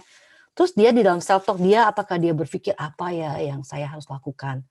Terus juga mungkin juga berdoa, Tuhan beri saya hikmat untuk mengatasi masalah ini. Ampuni saya kalau saya sudah sering kali punya kebiasaan mengeluarkan uang lebih banyak daripada pendapatan saya, begitu ya. Akhirnya belajar mendisiplin diri, mulai merencanakan di dalam self talk-nya. Berbeda dengan kalau pribadi itu tidak sehat. Dia akan berpikir seperti, masalah ini muncul karena memang hidup saya susah. Karena memang dari dulu saya orang yang bernasib sial, begitu ya. Coba kalau misalnya dulu orang tua saya lebih kaya daripada itu, pasti saya nggak akan masalah seperti ini. Coba dari dulu misalnya saya nggak putus sekolah, pasti nggak akan seperti ini. Jadi selalu berandai-andai. Dan akhirnya akibatnya apa? Menghindari realita hidup, nggak mau mengambil itu menjadi satu tanggung jawab dalam hidup dia. Dan lebih parah lagi masuk ke self pity, yaitu melihat diri sebagai korban dari masalah yang ada di masa lalu atau dari keluarga yang bermasalah misalnya begitu ya. Dan self pity ini kita akan bahas atau kita pelajari minggu depan, saudara. Lalu yang sehat ya, jadi mampu menghadapi realitas yang ada, mampu untuk mempersiapkan diri, untuk merencanakan sesuatu, memikirkan sesuatu yang lebih baik begitu. Dan juga yang sehat itu adalah unsur pembentukan karakter pribadi, saudara. Saya akan sharing satu video ya. Ini video dari seminarnya Pak Tong tentang pembentukan karakter. Sebenarnya seminar ini bukan khusus bicara tentang pembentukan karakter, tetapi saya mendapat ini ketika saya ikut di Kemayoran waktu itu. Ya, jadi saudara boleh lanjutkan ya dengar tadi seminar Pak Tong ada di YouTube. Itu seminar baik sekali dan selalu saya sering kali mendengarkan berulang-ulang dan itu jadi satu pelajaran. Jadi unsur pembentukan karakter juga di dalam di dalam self talk ini, Saudara. Dan tadi Pak Tom mengatakan ada kalimat ini ya. Ini kalimat penting ya. Gitu.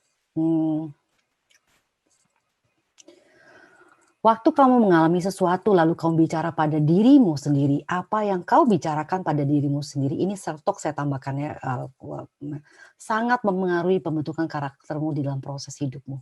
Jadi itu menjadi satu respon kita yang juga membentuk karakter kita di depan, begitu Saudara. Ini dari krisis masa muda dan pembentukan karakter, seminar dari Pak Tom. Dan itu ada di YouTube, Saudara bisa search, dan ada beberapa ini yang ke-15 di menit 11:20 ya. Nah, Saudara, selanjutnya tadi self talk kita bisa lihat sehat, tidak sehat sekarang pribadi itu dewasa, bertumbuh atau tidak dewasa, begitu ya. Maka self talk itu di dalam pribadi orang yang dewasa dan bertumbuh itu sesuatu yang isinya perencanaan. Isinya itu satu persiapan. Merencanakan sesuatu, misalnya seseorang itu mau menikah atau seorang itu mau bekerja, maka dia akan melakukan persiapan-persiapan dalam self talk-nya dia. Dia akan memikirkan nanti kalau bekerja seperti apa, atau ketika seseorang memilih tempat tinggal, dia akan memikirkan banyak sekali variabelnya. Misalnya, oh nanti kalau saya menikah punya anak akan sekolah di mana, maka sebaiknya rumah itu dekat dengan sekolah misalnya, karena itu kan setiap hari dilakukan oleh anak gitu ya. Dan pertimbangannya luas, jadi variabel yang digunakan tuh luas banyak gitu ya. Termasuk misalnya apa yang Tuhan mau saya kerjakan di dalam konteks ini. Termasuk misalnya dia belajar firman Tuhan dan mencari pimpinan Tuhan. Dan juga kalau itu tidak dewasa, maka self talk-nya sedikit sepi gitu di dalam dirinya tuh jarang sekali bicara. Bahkan bisa dibilang juga nggak ada sedikit sekali pertimbangan. Dorongannya tuh dorongan impulsif ya, dorongan kepikiran seketika saja, ketika, oh saya mau lakukan ini, ya sudah dia nggak punya rencana, pokoknya lakukan aja. Udah saya mau kerjaan ini. Atau misalnya ketika orang itu pikir, oh hari ini saya mau apa? Ya nggak tahu ya mau apa ya. Nggak ada keinginan apa-apa, nggak ada rencana apa-apa juga. Ya sudah, pokoknya hidup itu ya jalan aja. Itu anak-anak gitu ya, tidak dewasa. Saudara boleh perhatikan anak kecil deh. Kalau dia bilang, ma aku mau es krim. Nggak dikasih es krim, dikasih pengertian tetap nggak bisa. Cuma sampai es krim itu dapat, baru dia tuh nggak bisa berhenti begitu ya. Jadi selalu pengen apa yang dia inginkan dia jalankan. Orang yang tidak dewasa itu tidak pernah jarang sekali memakai self talk-nya untuk boleh mempersiapkan atau memikirkan hal-hal yang perlu untuk melakukan rencananya. Dan ini yang merah ini penting sekali Saudara perhatikan ya. Nah, orang yang tidak dewasa, maka dia itu akan menghidupi prasangka di dalam self talk-nya. Saya beri contoh ya. Dalam konteks misalnya suami istri atau ya di dalam konteks keluarga lah, suami istri misalnya ya. Seorang istri yang pernah dilukai oleh suaminya, maka luka itu akan membekas dalam hatinya. Itu sesuatu proses yang normal. Tetapi selanjutnya kalau istri itu terus-menerus menghidupi luka itu dan akhirnya melalui peristiwa itu dia memiliki prasangka bahwa suaminya tidak lagi mengasihi dia. Jadi itu satu kebohongan, satu prasangka. Suaminya tidak mau lagi perhatiin dia, begitu ya. Dan dia hidupi. Maka dia akan hidup di dalam prasangka itu dan itu akan mengikis relasi dia dengan suaminya. Dia nggak lagi sejak dia memiliki prasangka dan menyimpan prasangka itu, mengatakannya berulang-ulang dalam self talk-nya, maka dia tidak lagi punya kesempatan untuk mengenal siapa suaminya sesungguhnya. Setiap kali suaminya berbuat salah, selalu bermuara kepada kesimpulan prasangkanya itu. Dia memang sudah tidak mengasihi saya. Dia memang orang yang tidak peduli. Dia memang orang yang egois, gitu ya. Ini contoh dari sisi istri. Bisa juga dari sisi suami sebaliknya. Atau seorang anak, atau seorang teman, begitu ya. Saudara perlu sadar tuh, hal-hal yang negatif di dalam pikiran kita, di dalam self-talk kita, itu kemungkinan besar itu adalah satu bentuk prasangka terhadap hidup ini, terhadap pekerjaan, terhadap pribadi, bahkan juga mungkin prasangka terhadap diri. Jadi banyak orang-orang Kristen juga yang tumbuh meskipun sudah terima Tuhan, tetapi terus hidup di dalam prasangka terhadap dirinya. Yaitu artinya apa? Tidak belajar melihat dirinya seperti Tuhan melihat. Dia percaya kalau dirinya itu adalah orang yang tidak mampu. Dia percaya akan kepribadian dia yang introvert sehingga itu menghambat dia untuk melakukan banyak hal yang Tuhan mau dikerjakan. Begitu. Dan orang yang tidak dewasa itu juga seringkali membenarkan diri. Jadi selalu mencari alasan, selalu mencari satu, kalimat-kalimat yang menjelaskan kepada orang lain supaya orang lain tuh nggak salah sangka sama saya. Jadi pusatnya tuh diri sebenarnya. Lalu sebaliknya ya, orang yang dewasa yang bertumbuh, itu sadar sekali ada prasangka. Saya ada perasaan nggak terlalu suka nih sama orang ini, begitu ya. Saya kok ada perasaan nggak terlalu, senang bergaul dengan orang ini, tapi sadar, itu tuh prasangka yang Tuhan tidak mau ada, dan Tuhan tidak mau kita hidup di dalamnya.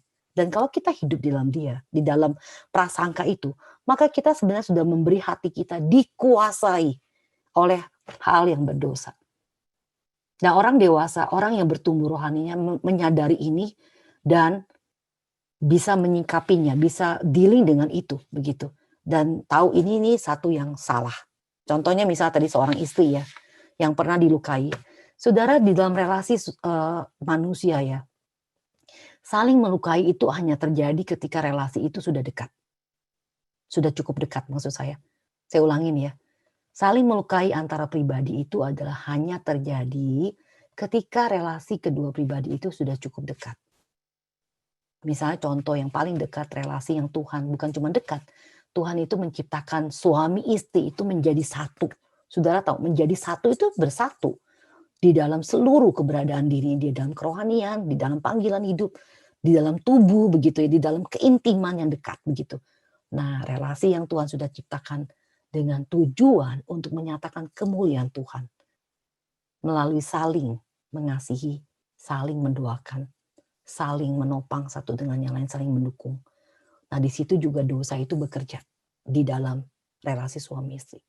Jadi satu relasi yang sangat indah yang Tuhan ciptakan di dalam hidup manusia itu relasi suami istri menjadi satu dan menyatakan kemuliaan Tuhan, menjadi wakil Tuhan di tengah dunia ini, menjadi wakil Tuhan bagi anak-anak yang dilahirkan dalam keluarga ini. Dan di dalam relasi itu juga dosa sudah masuk. Sehingga relasi yang tadinya saling mengasihi menjadi saling menyakiti. Dan itu tidak terhindari, saudara.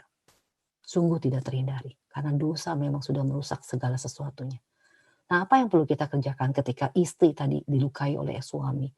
Maka dia perlu tahu itu satu pengalaman yang tidak bisa dia hindari. Dan dia perlu minta tolong sama Tuhan. Dia buka hatinya dan akui bahwa saya terluka. Saya dipermalukan. Saya merasa ditusuk misalnya ya, saya merasa dihianati. Dan menangislah di hadapan Tuhan. Dan jangan simpan.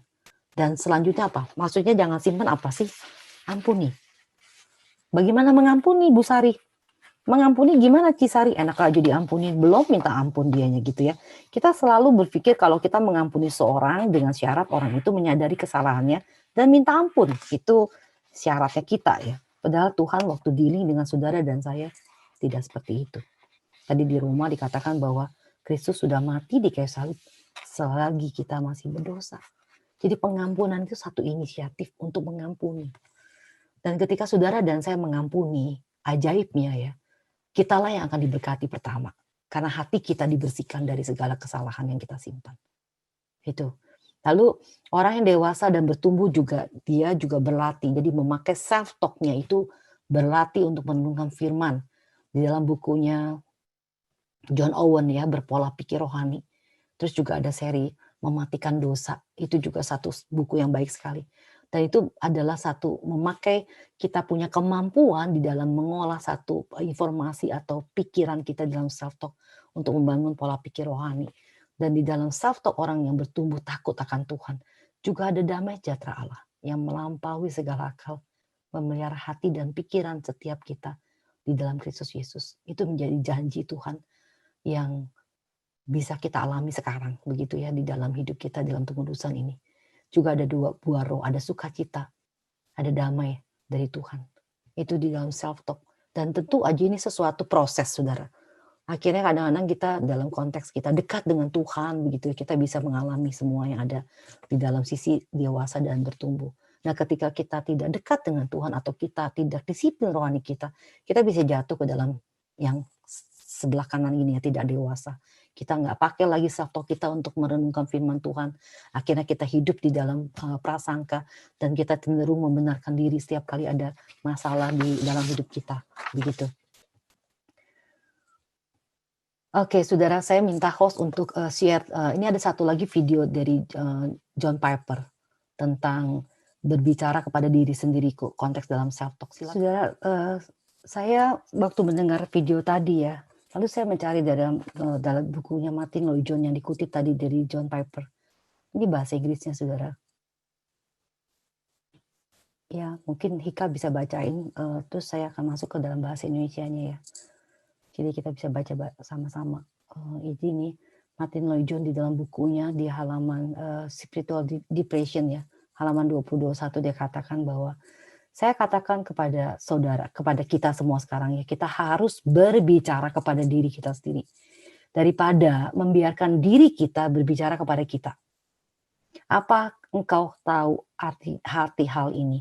Saya menyatakan bahwa masalah utama diri kita dalam segala urusan depresi rohani adalah kurang lebih hal ini, yaitu kita mengizinkan diri kita berbicara kepada kita dan bukan kita yang berbicara kepada diri kita. Apakah saya sedang sengaja berkata hal yang seakan paradoks? Jauh daripada itu.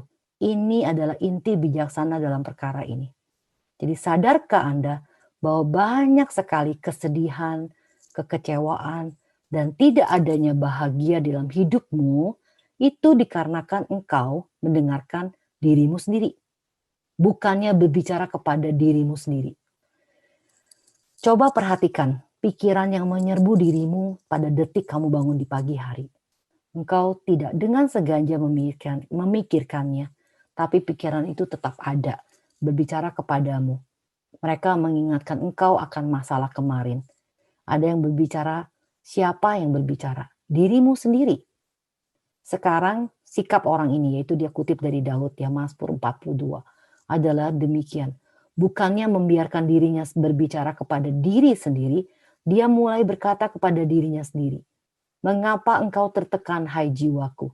Dan mengapa engkau gelisah di dalam diriku?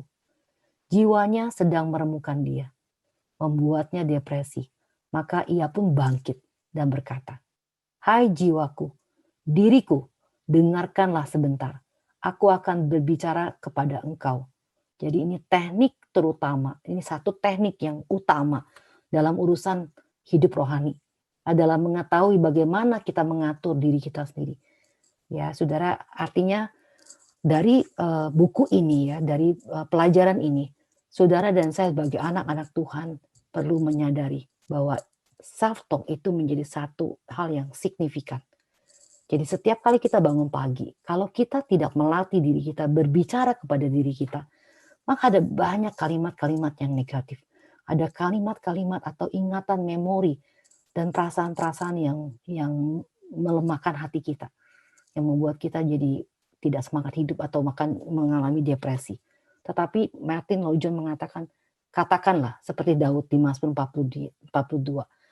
Daud itu sadar bahwa ada sesuatu yang mengganggu hatinya. Ada sesuatu yang merongrong jiwanya. Lalu dia katakan kepada diri sendiri, mengapa engkau tertekan, hai jiwaku? Dan mengapa engkau gelisah di dalam diriku? Aku akan sekali lagi bersyukur kepada Tuhan. Itu menjadi satu ketetapan, menjadi satu perlawanan ya, encounter atau sesuatu hal yang kita lakukan dengan sengaja untuk boleh mengubah cara kita dinamika kita di dalam self-talk begitu. Nah, saudara, kita akan masuk ke dalam self-talk. Ini dalam Alkitab beberapa poin aja. Saya akan cepat di bagian ini, saudara. Saudara, tadi panitia udah kasih saya pertanyaan ya tentang masalah bahan. Saya minta maaf, saya tidak bisa berikan bahan ini kepada saudara. Saudara bisa foto atau saudara sebaiknya dalam proses belajar, saudara dengarkan baik-baik dan catat. Karena setiap orang melihat sesuatu berbeda. Ada satu orang misalnya melihat hal ini penting buat dia akan catat itu. Dan itu yang akan berpengaruh dalam hidup kerohanian saudara. Sama seperti misalnya Pak Agus ya, Pendeta Agus itu khotbah. Saya sudah pernah diskusi sebelumnya, tetapi ketika khotbah itu dibicarakan di mimbar, saya akan bikin catatan saya pribadi. Dan itu menjadi satu pembelajaran saya pribadi terhadap firman Tuhan. Dan itu berpengaruh besar terhadap kerohanian saya.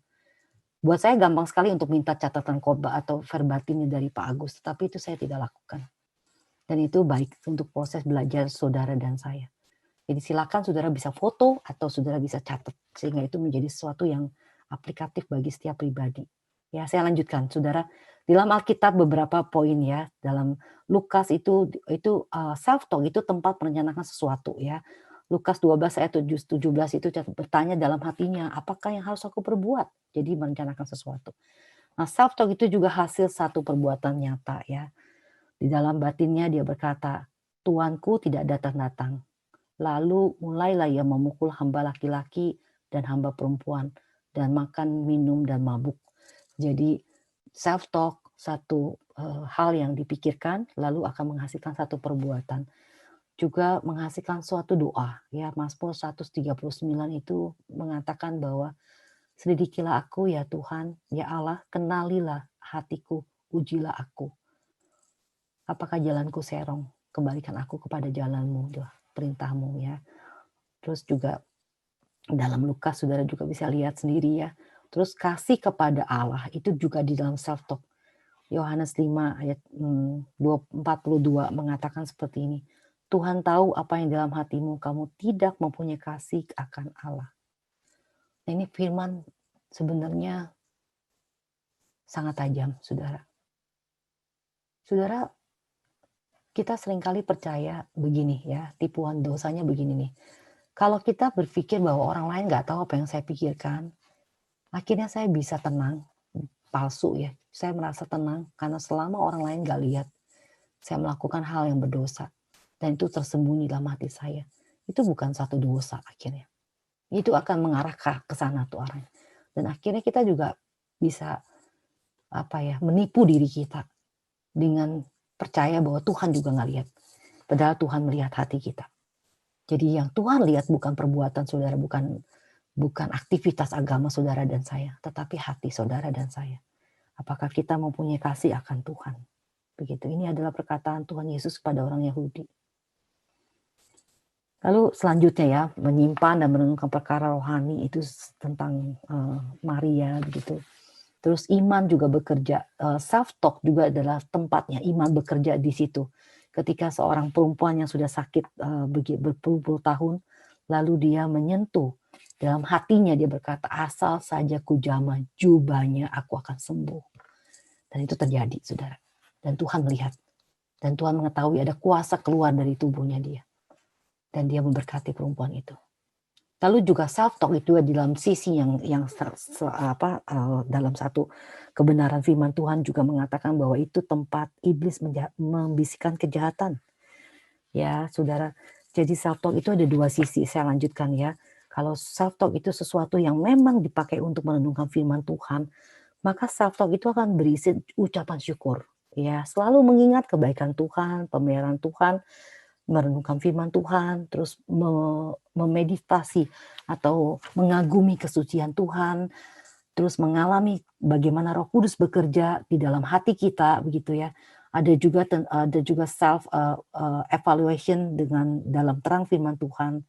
Ada juga self talk itu pengakuan dosa yang tersembunyi di hadapan manusia tetapi terbuka di hadapan Tuhan, begitu ya. Dan tempat juga ketulusan, tempat kesungguhan, tempat untuk kita melatih hati kita untuk merasa senang dan suka terhadap pribadi Tuhan. Dan sebaliknya ya, saudara, di dalam self talk itu juga ada satu isinya bisa dengan ucapan keluhan-keluhan, komplain ya, kemarahan-kemarahan atau keinginan-keinginan duniawi, nafsu ya, kenajisan dunia. Juga kelicikan hati yang terus-menerus kita latih begitu sehingga kita terus berpura-pura, kita terus mencari celah bagaimana memberikan kesan yang baik kepada orang lain begitu. Atau self talk kita berisi banyak sekali blaming, maksudnya menyalahkan orang lain, menyalahkan masa lalu kita, keluarga kita, orang tua kita, pasangan kita, tempat kita bekerja begitu ya, atau teman-teman kita. Atau misalnya juga self talk juga bisa dipakai untuk menyimpan kejahatan hati kita di hadapan Tuhan. Saudara, yang saya mau katakan adalah tidak ada yang tersembunyi di mata Tuhan yang suci. Bukalah dan akuilah itu di hadapan Tuhan. Dan Tuhan akan bekerja dengan ajaib untuk menyucikan self-talk kita. Lalu ini slide yang terakhir, saudara. Aplikasinya. Saudara, kita tahu bahwa Tuhan tahu apa yang ada dalam hati manusia. Ya, saudara dan saya berlatih. Jadi sengaja untuk kita berlatih. Amati self-talk saudara. Apakah self-talk saudara itu dipakai untuk sesuatu yang berguna bagi kerohanian saudara? Apakah self-talk kita itu sehat? Kita tahu, kita memikirkan firman Tuhan, merenungkan, dan melihat kenyataan Tuhan memelihara. Bagaimana Tuhan bekerja melalui gereja Tuhan, dan melalui banyak hal yang kita boleh lihat, kita nikmati. Atau kita juga sadar di dalam self-talk kita itu ada prasangka. Nah, boleh dibongkar tuh. Prasangka tentang siapa? Tentang diri, tentang gereja, tentang pasangan, tentang apa aja. Coba saudara buka satu-satu begitu. Dan mintalah Tuhan membimbing saudara secara pribadi untuk berani jujur. Berani mengenali, ya, jujur mengenali, mengakui, dan berbalik arah kepada Dia. Bukalah hati kita, bukalah self-talk kita. Tuhan, ini loh yang ada. Siapakah yang bisa menolong saya lepas dari tuntutan atau kejahatan di dalam self-talk saya kalau bukan Tuhan. Tapi kita perlu mengakui. Ya, saudara, waktu mengaku dosa, saudara jangan menipu diri dengan mengaku dosa secara umum. Ya Tuhan, aku sudah berdosa. Dosa apa? Saudara, semakin kita belajar ya, kita akan makin bertumbuh begitu, kita semakin mengenali diri kita, berapa banyak kejahatan dalam diri kita. Maka baiklah kita juga boleh mengaku dosa secara detail. Bukan karena Tuhan tidak tahu, tetapi waktu kita mengaku dosa kita secara detail, secara akurat begitu, secara jelas, kita akan belajar melihat betapa jahatnya saya, betapa dengkinya saya, betapa luar biasa pokoknya najisnya saya, betapa saya itu jahat, betapa saya itu mau mencuri gitu ya kemuliaan Tuhan. Dan itu sesuatu yang kita buka dan kita menyadari tanpa anugerah Tuhan, kita pasti akan terus hidup di dalam perbudakan terhadap dosa seperti itu. Dan gak ada yang bisa melepaskan. Saudara gak bisa hidup pura-pura, karena tidak akan ada damai Tuhan di dalam hati saudara. Lalu hal yang tadi pertama kan kita tahu Tuhan mengetahui, dan itu satu kebenaran. Tidak ada gunanya saudara menyembunyikan. Setelah itu belajar melihat kepada diri. Terus minta Tuhan juga untuk menolong kita untuk jujur mengenali, jadi membuka. Setelah membuka, maka saudara dan saya perlu dengan sengaja dan perlu memiliki satu disiplin diri, mengisi self-talk dengan membaca firman setiap hari. Mengingatnya, memakai memori kita, sensori kita, dengan fokus, dengan betul-betul siapin waktu untuk belajar firman. Bukan sambil lalu. Apapun yang saudara lakukan, misalnya saudara mau belajar secara online, dengar khotbah siapa, Pak Tong, dengar khotbah siapa, Pendeta Billy, dengar Pendeta Aiter, siapapun juga ya, misal Paul Wasser, John Piper, Raffi Zakaria, siapa saja begitu ya. Maka saudara perlu dengan sikap hati dan sikap tubuh yang proper begitu, yang memang mau belajar. Akhirnya dengan konsentrasi, terus memakai catatan, terus mengingat, memikirkan, dan merenungkan firman-Nya. Berbicara dengannya dalam setiap kondisi hati kita di dalam self-talk. Jadi saudara ketika ada dialog dalam hati saudara, jangan sendirian, karena itu berbahaya. Kita akan jatuh ke dalam dosa yang kita tidak sadari. Lalu isilah self-talk dengan ketaatan.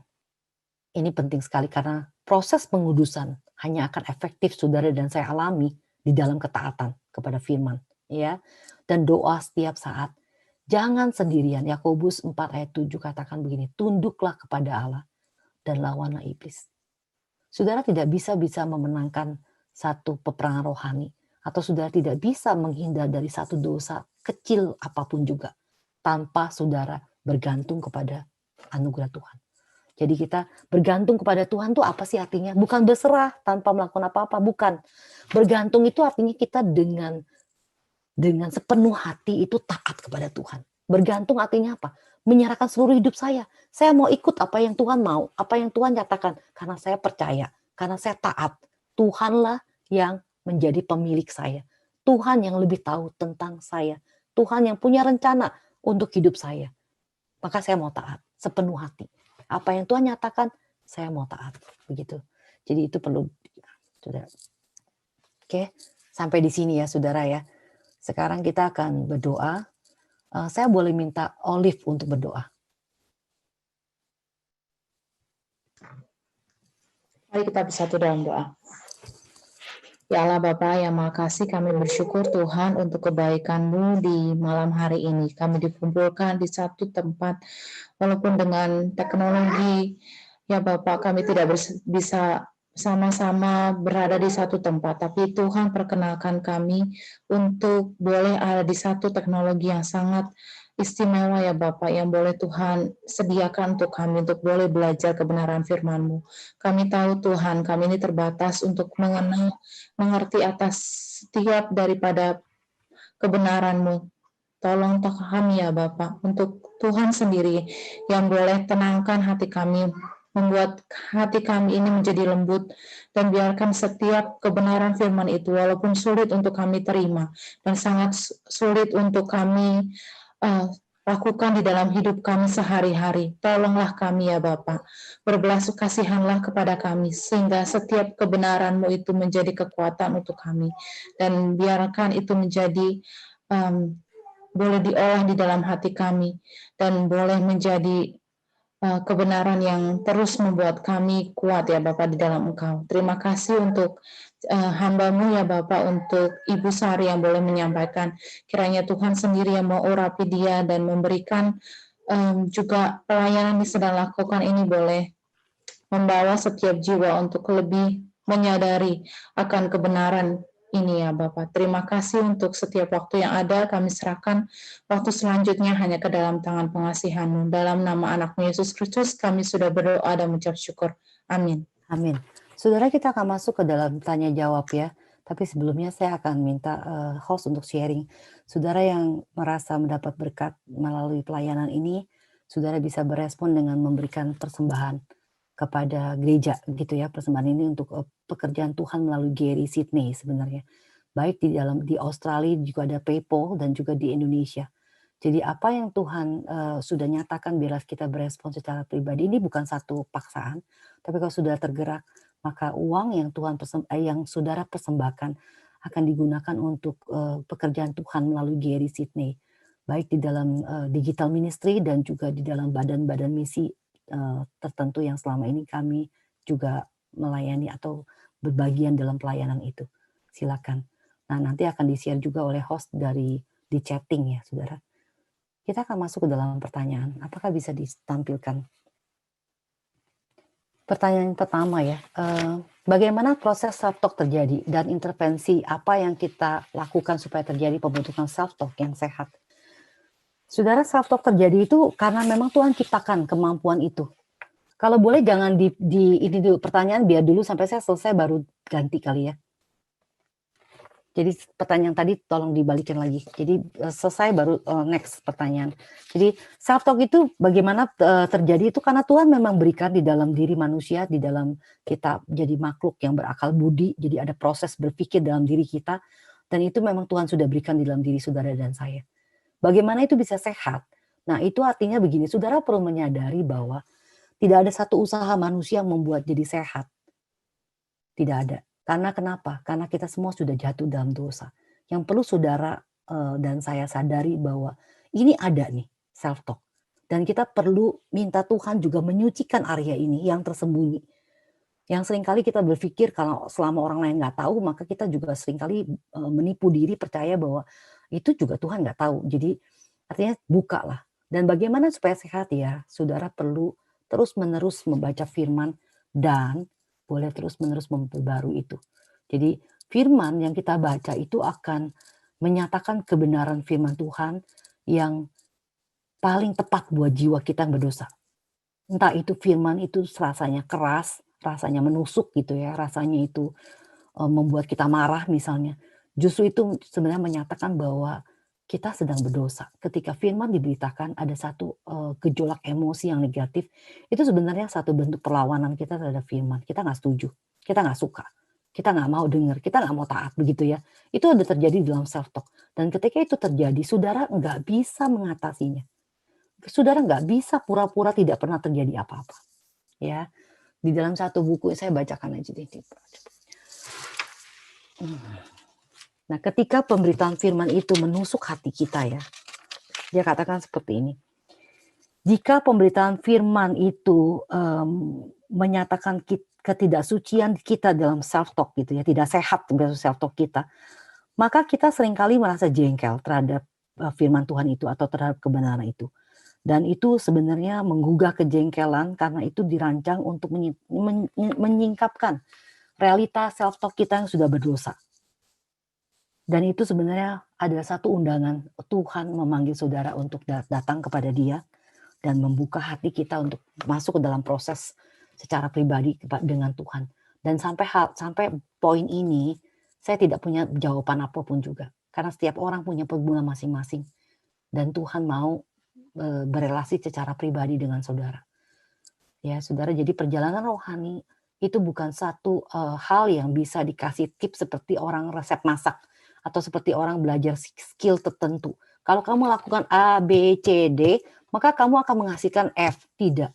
Karena itu bukan satu cara, bukan satu metode. Tetapi kerohanian itu adalah satu relasi dengan Tuhan secara pribadi. Tujuannya adalah bukan saudara dan saya menjadi orang yang sehat dan tidak berdosa lagi, tapi tujuannya adalah mengenal siapa pencipta kita. Dan dengan mengenal Allah, dengan menyimpan firman Tuhan, biarlah itu menjadi satu proses terus menyinari hati dan pikiran kita. Dibongkar, gitu yang salah dibongkar, diperbarui. Terus ada transformasi dari dalam hati. Hati yang baru, hati yang menyukai firman, hati yang lembut, yang siap Tuhan pakai. Maka hidup saudara dan saya akan berlimpah-limpah, bukan dengan definisi dunia. Orang dunia bilang berlimpah-limpah kalau dia kaya, dia sukses, dia hebat, dia cantik, dia sehat. Itu sesuatu yang sementara semuanya. Tapi kata Alkitab berlimpah-limpah, air hidup yang keluar itu menjadi satu yang tidak dikenal oleh dunia. Dan mungkin juga tidak saudara dan saya kenal kalau kita memang tidak betul-betul mengenal Kristus. Jadi itu menjadi satu sukacita dan menjadi damai yang tidak tergantung dari situasi hidup kita, tetapi bergantung dari pribadi Allah yang kita kenal. Ya, sampai di sini saya jawab pertanyaan itu. Selanjutnya, Ci, saya selalu berbicara kepada diri dengan bersuara. Seolah-olah ada orang yang mendengarkan bagi saya. Bagi saya ini membantu saya lebih waras. Any thought, Ci? Ya nggak apa-apa kalau saudara sendirian juga nggak apa-apa. Cuman kalau kebiasaan itu ada tuh saudara akhirnya lupa saudara ada di mana ya. Ya saudara akan menjadi pusat perhatian dan orang juga kita nggak bisa cegah orang berpikir sesuatu yang negatif tentang kita. Dan yang penting itu bukan kebiasaan tapi apa yang saudara katakan kepada diri saudara itu cukup signifikan saudara kenali. Ya. Jadi lanjut ya. Ci, kok bisa ada orang-orang yang malas dan tidak disiplin renungan tapi self talk-nya jauh lebih dewasa dibanding mereka yang jadi renungan dan disiplin baca firman. Ini saudara saya jadi mau bertanya dengan orang ini nih. Bagaimana saudara bisa tahu self-talk orang itu lebih dewasa dibanding orang yang rajin bawa renungan, rajin baca renungan, dari mana taunya? Saudara punya kekeran atau saudara punya kacamata tembus pandang terhadap pikiran orang? Kalau ada saya boleh pinjam saudara ya. Jadi gini ya, orang-orang yang sebenarnya saya malah lihatnya terbalik saudara. Tapi ini bukan 100% saudara harus melihat seperti ini. Saya seringkali melihat seperti ini. Orang yang memang mempunyai sesuatu begitu ya. Atau begini deh, ada satu orang pelajaran yang saya terima begini. Kalau satu lukisan, itu lukisannya memang udah bagus ya. Lukisan itu sendiri sudah bagus, sudah bermutu dan sudah bagus banget ya. Maka lukisan itu tidak perlu pakai bingkai yang bagus. Bingkai yang sederhana pun akan tetap memunculkan isi lukisan itu. Nah, saudara, dari situ belajar ya, ketika kita itu sebenarnya betul-betul mengasihi Tuhan, atau kita itu rohani, itu bukan kita munculkan dari cara kita ngomong, bukan dari cara bagaimana rajin kita melayani, bukan. Tetapi di dalam ketaatan kita dalam hidup sehari-hari. Nah, orang ini saudara bisa tanya, misalnya orang ini teman saudara ya, saudara bisa tanya sama orang tuanya, di rumah bagaimana? Atau kalau orang ini orang sudah menikah, saudara bisa tanya sama pasangannya, bagaimana dia di rumah.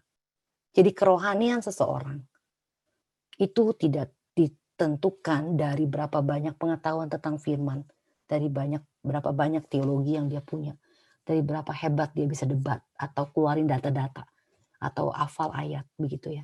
Tapi kerohanian seseorang hanya satu, di dalam ketaatan dia, di dalam hidup pribadi. Sehingga orang kalau taat, maka dia sendiri tidak menyadari dia sedang dipakai Tuhan. Dan dia juga tidak perlu pamer, saya sedang dipakai Tuhan. Karena orang yang betul-betul mengenal Tuhan, salah satu juga tandanya adalah orang itu akan rendah hati. Seperti Paulus, ya ketika dia bertobat begitu ya. Pertama dia katakan bahwa di aku, ini Paulus ya saya kutip, aku adalah orang berdosa di antara para rasul. Lalu setelah dia bertumbuh berapa tahun lagi dia katakan apa? Aku adalah orang berdosa di antara orang kudusnya Tuhan. Lalu di 2 Timotius di akhir-akhir masa hidup dia mengatakan apa? Dia katakan aku adalah orang paling berdosa di antara semua orang berdosa. Jadi pertumbuhan rohani seseorang itu pertama dalam ketaatan, kedua kerendahan hati, ketiga kepekaan dia terhadap dosa. Dan akhirnya hidup dia sepenuhnya dipakai Tuhan tanpa dia sadari. Dan siapa yang bisa melihat itu? Orang yang dekat dengan dia, di dalam keluarganya dia. Jadi jangan saudara tertipu dengan penampilan. Dan biasanya orang-orang yang seringkali berkata-kata sesuatu tentang hal-hal yang rohani itu malah sebenarnya agak menimbulkan banyak pertanyaan sih sebenarnya. Tapi saya nggak akan lanjutkan, nanti saudara jadi paranoid biasanya. Ya, terima kasih untuk yang bertanya ini selanjutnya. Terima kasih saya berpikir untuk menggunakan materi seminar online untuk kami diskusi lebih lanjut. Apakah ada website tema-tema yang akan datang untuk planning? Maksudnya apa ya website? Saudara bisa sebenarnya bisa lihat, misal tadi saya ketemu dari John Piper, saudara bisa lihat self-talk gitu ya. Bisa lihat juga artikel-artikel di Desiring God itu. Banyak sekali website Kristen. Bila kita sudah mengampuni seorang tetapi masih sering muncul rasa kecewa atas perbuatannya, apakah itu bukan pengampunan sejati? Saudara, mengampuni itu bukan berarti melupakan dan akhirnya kita nggak merasakan apa-apa. Bukan. Saudara punya hati dan hati manusia itu hati yang rapuh, saudara. Hati kita tuh rapuh. Artinya ketika kita mengasihi seseorang ya, artinya kita membuka hati kita. Dan orang yang bisa menyakiti kita adalah orang yang dekat sebenarnya. Orang yang cukup dekat, yang kita percaya, yang kita kasihi. Disitulah sebenarnya kita sedang meresikokan diri kita untuk dilukai. Dan untuk dilihat kelemahan-kelemahan kita. Dan itu sesuatu yang tidak mudah dan perlu pertolongan Tuhan. Jadi kalau kita sudah mengampuni tapi sering nggak muncul. Nah waktu muncul kecewa itu, apa respon saudara? Itu penting. Jadi misalnya ya, saudara pernah dilukai seseorang misalnya. Terus ketika ingat lagi peristiwa itu kan berarti memori saudara sehat. Mengingat, jadi nggak mungkin bisa lupa kecuali ada kesalahan atau ada satu sakit di dalam memori kita. Maka memori itu hilang. Jadi waktu ingat, kecewa itu muncul lagi. Maka kita perlu doain, Tuhan aku kecewa lagi nih. Aku marah lagi. Aku kesel lagi sama orang ini. Dan aku sulit sekali mengampuni. Dan yang saudara perlu doakan, selain orang itu, terutama hati kita. Tuhan, ampuni saya. Karena ternyata saya masih belum mengampuni, belum betul-betul. Jadi mengampuni itu sesuatu yang rela melepaskan luka itu ke dalam tangan Tuhan dan akhirnya mengganti luka itu untuk belajar mengasihi. Saudara, jadi menutup hati yang luka itu dengan mengasihi orang itu dengan satu inisiatif untuk mendoakan orang itu dan melakukan yang baik buat orang itu mengampuni. Ya. Dan pengampunan sejati itu bukan sesuatu yang terjadi sekali dan untuk selama-lamanya. Itu hanya Kristus yang melakukan itu. Kita tidak. Waktu kita mengampuni seseorang, maka itu proses. Proses mengampuni dan proses untuk kesembuhan luka kita juga. Nanti muncul lagi. Ya, nggak apa-apa. Ampuni lagi. Minta tolong lagi sama Tuhan. Bukankah kehidupan rohani itu adalah seperti itu kenyataannya, saudara? Janganlah kita menipu diri dan akhirnya percaya akan selalu drama-drama yang disodorkan di dalam film ya. Kalau udah diampuni maka akan happy forever. Tidak, kita manusia biasa, bisa diingat lagi, bisa sakit lagi, bisa luka lagi. Dan itulah saatnya kita sekali lagi minta pertolongan Tuhan. Minta Tuhan kasihani lagi. Pertanyaan selanjutnya ya. If a person has the Holy Spirit, oke nih. Kapan kita harus self pity? Yesus menyuruh ibu-ibu menangisi dirinya di Lukas 23 ayat 28. Kita baca ya saudara ya.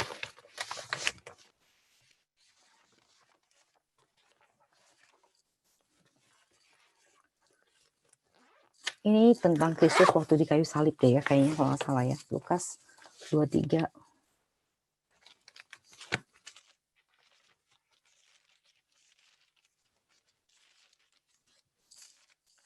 28.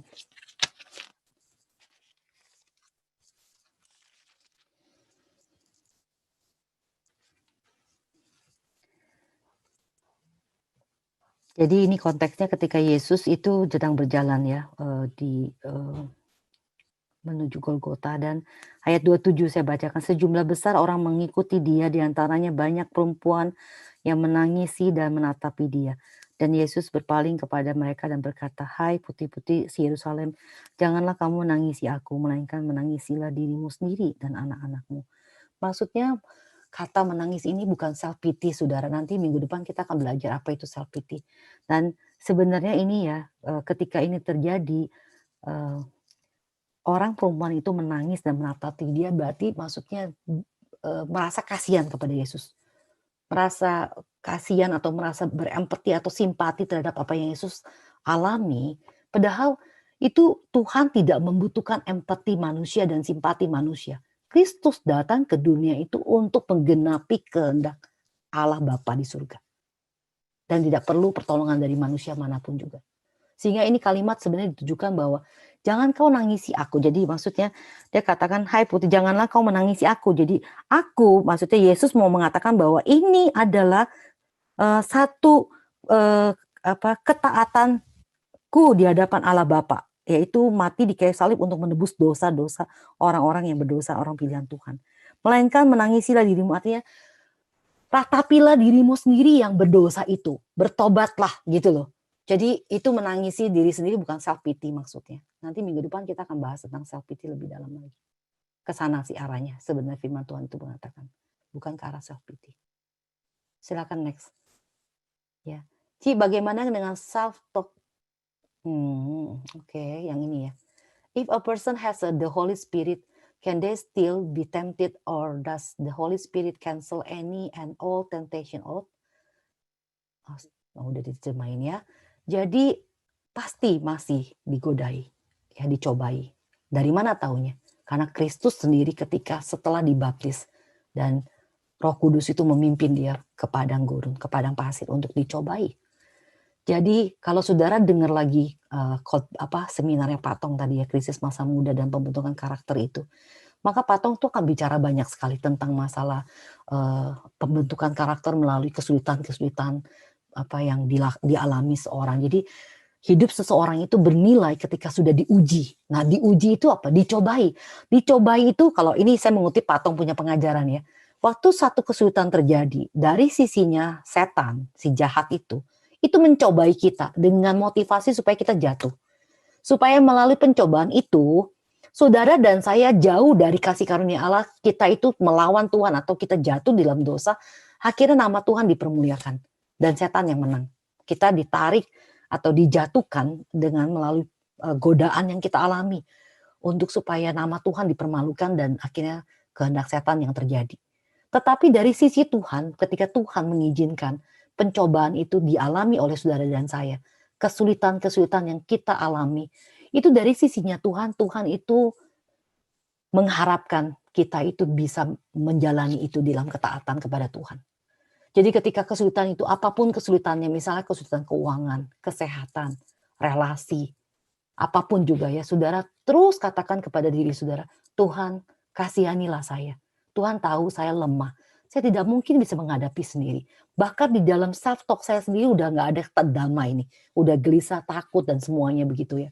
Terus katakan terus sama Tuhan, kasihanilah saya, tolonglah saya. Dan Tuhan tahu, meskipun saya mau taat, saya tidak mampu. Karena saya takut. Karena saya melihat ini terlalu besar. Tetapi saya mau terus-menerus minta tolong sama Tuhan. Dan doa ini saudara jangan saudara katakan tanpa saudara mengenal Tuhan. Saudara, aneh sekali ya, banyak orang Kristen ya, orang ke gereja tanpa mengenal Tuhan. Banyak sekali orang berani melayani Tuhan tapi tidak mengenal pribadi Allah. Itu satu hal yang menyedihkan hati Tuhan. Jadi itu sesuatu, jadi doa misalnya ketika Roh Kudus itu akan menopang kita, akan terus-menerus mengarahkan hati kita untuk bersandar kepada kasih karunia Tuhan, bersandar kepada anugerah Tuhan ketika kita dicobai, begitu. Dan Tuhan itu tidak akan menghindari kita dari hal-hal yang perlu kita alami dalam segala aspek hidup. Tuhan itu tidak pernah membelanjakan di dalam sisinya Tuhan tidak ada favoritism, Saudara ya. Tidak ada pilih kasih karena Tuhan mengasihi kita semua. Apa yang Tuhan nyatakan di dalam diri anaknya Kristus, dia juga akan nyatakan dalam diri kita. Maksudnya begini, Kristus sendiri juga diizinkan mengalami pencobaan. Maka saudara dan saya juga akan mengalami hal yang sama. Dan ada janji Tuhan untuk menopang. Itu jawabannya.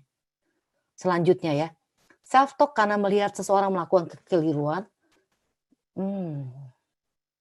Saya baca dulu yang tadi ya, yang di bawah ini baru saya naik ke atas. Self-talk karena melihat seseorang melakukan kekeliruan lalu kita merasa ingin marah, lalu marah ditumpahkan kepada orang kita lihat dia keliru, apakah salah? Saudara, ini bukan satu, saya nggak bisa jawab ya saudara, saya nggak tahu konteksnya apa. Ya, saya nggak tahu konteksnya apa, dan saudara perlu pikirin sendiri nih. Jadi kemarahan itu ditumpahkan untuk apa? Karena Alkitab mengatakan kemarahan itu tidak mendatangkan kebenaran, tidak melakukan kebenaran di hadapan Tuhan. Jadi marah itu bukan cara untuk mengatasi satu masalah sebenarnya. Ya, jadi waktu saudara melihat seseorang salah, terus kita marah di dalam hati kita ya, terus kita tumpahkan marah itu kepada dia, itu pasti keliru, saudara. Pasti itu salah. Salah kenapa? Motivasinya apa saudara marah? Apakah saudara marah untuk kebaikan orang itu atau saudara kepingin nunjukin bahwa kamu salah? Saya tahu salah kamu, maka saya mau kasih tahu dengan cara marah begitu ya. Karena orang kalau marah itu biasanya kemarahan kita sebagai orang berdosa itu tidak mendatangkan sesuatu yang benar di hadapan Tuhan.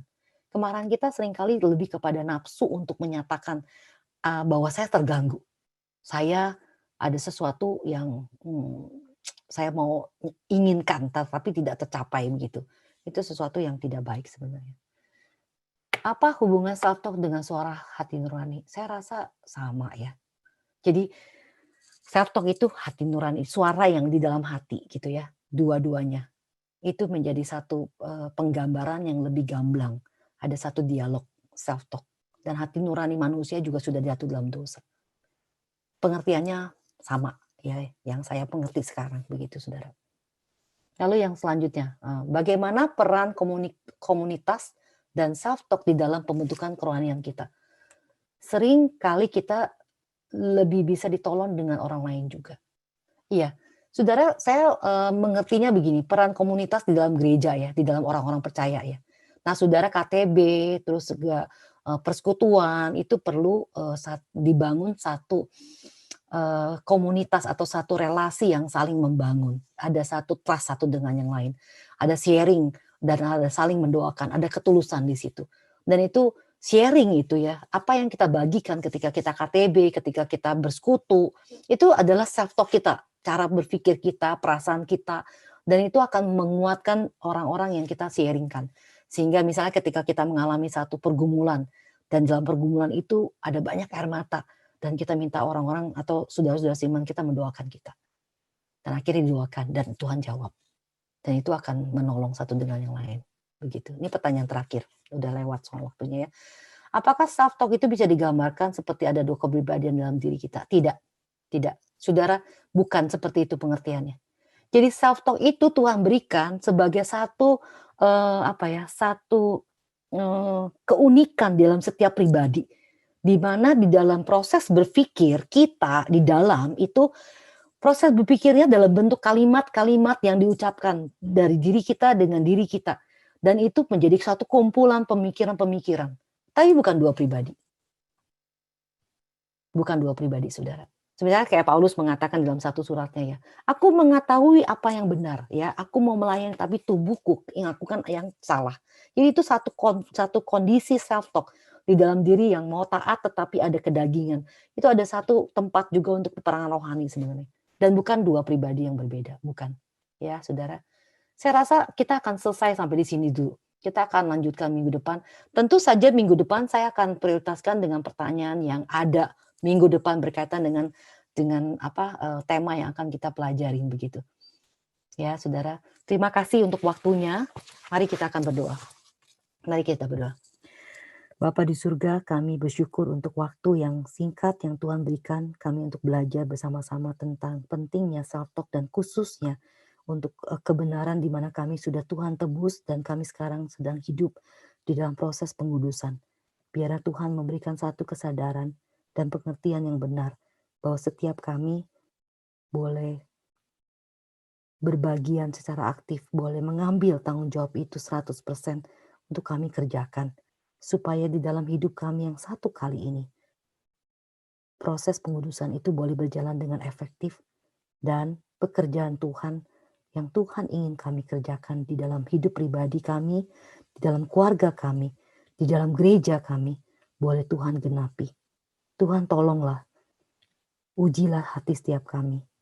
Singkapkanlah self-talk kami, dan latihlah kami untuk boleh mengenali dan tulus di hadapan Tuhan, membukanya, dan mengalami bagaimana Tuhan akan menyucikan self-talk kami dan memakai self-talk kami untuk boleh diisi dengan kesucian, dengan pribadi Tuhan sendiri. Sehingga kami boleh menikmati Tuhan, boleh mengecap indahnya kehidupan surga di tengah dunia yang berdosa ini. Hancurkan kuasa dosa, hancurkan kekerasan hati kami, dan hancurkan setiap kebohongan-kebohongan yang kami percayai dalam diri kami. Karena Tuhanlah yang sanggup untuk melakukan semuanya itu. Kami hamba-Mu berdoa untuk setiap anak-anak Tuhan, baik yang ada di Zoom dan juga di YouTube. Tuhan mengenal kami satu persatu. Tuhan melihat dan memperhatikan apa yang menjadi keluh kesah dalam hati kami, apa yang menjadi pergumulan kami, yang tersembunyi, yang seringkali kami juga tidak mau melihat karena kami takut, karena itu sesuatu yang membuat kami tidak bisa damai. Tuhan tolonglah, pakailah setiap pergumulan yang sedang kami hadapi saat ini untuk boleh melatih kami mendekat kepada Tuhan, berdoa terus-menerus kepada Tuhan, dan mengalami pertolongan Tuhan, mengalami Tuhan dalam hidup setiap pribadi kami. Terima kasih untuk malam ini dan berkati aktivitas kami selanjutnya. Terpujilah Engkau ya Allah, dalam nama Tuhan Yesus kami berdoa.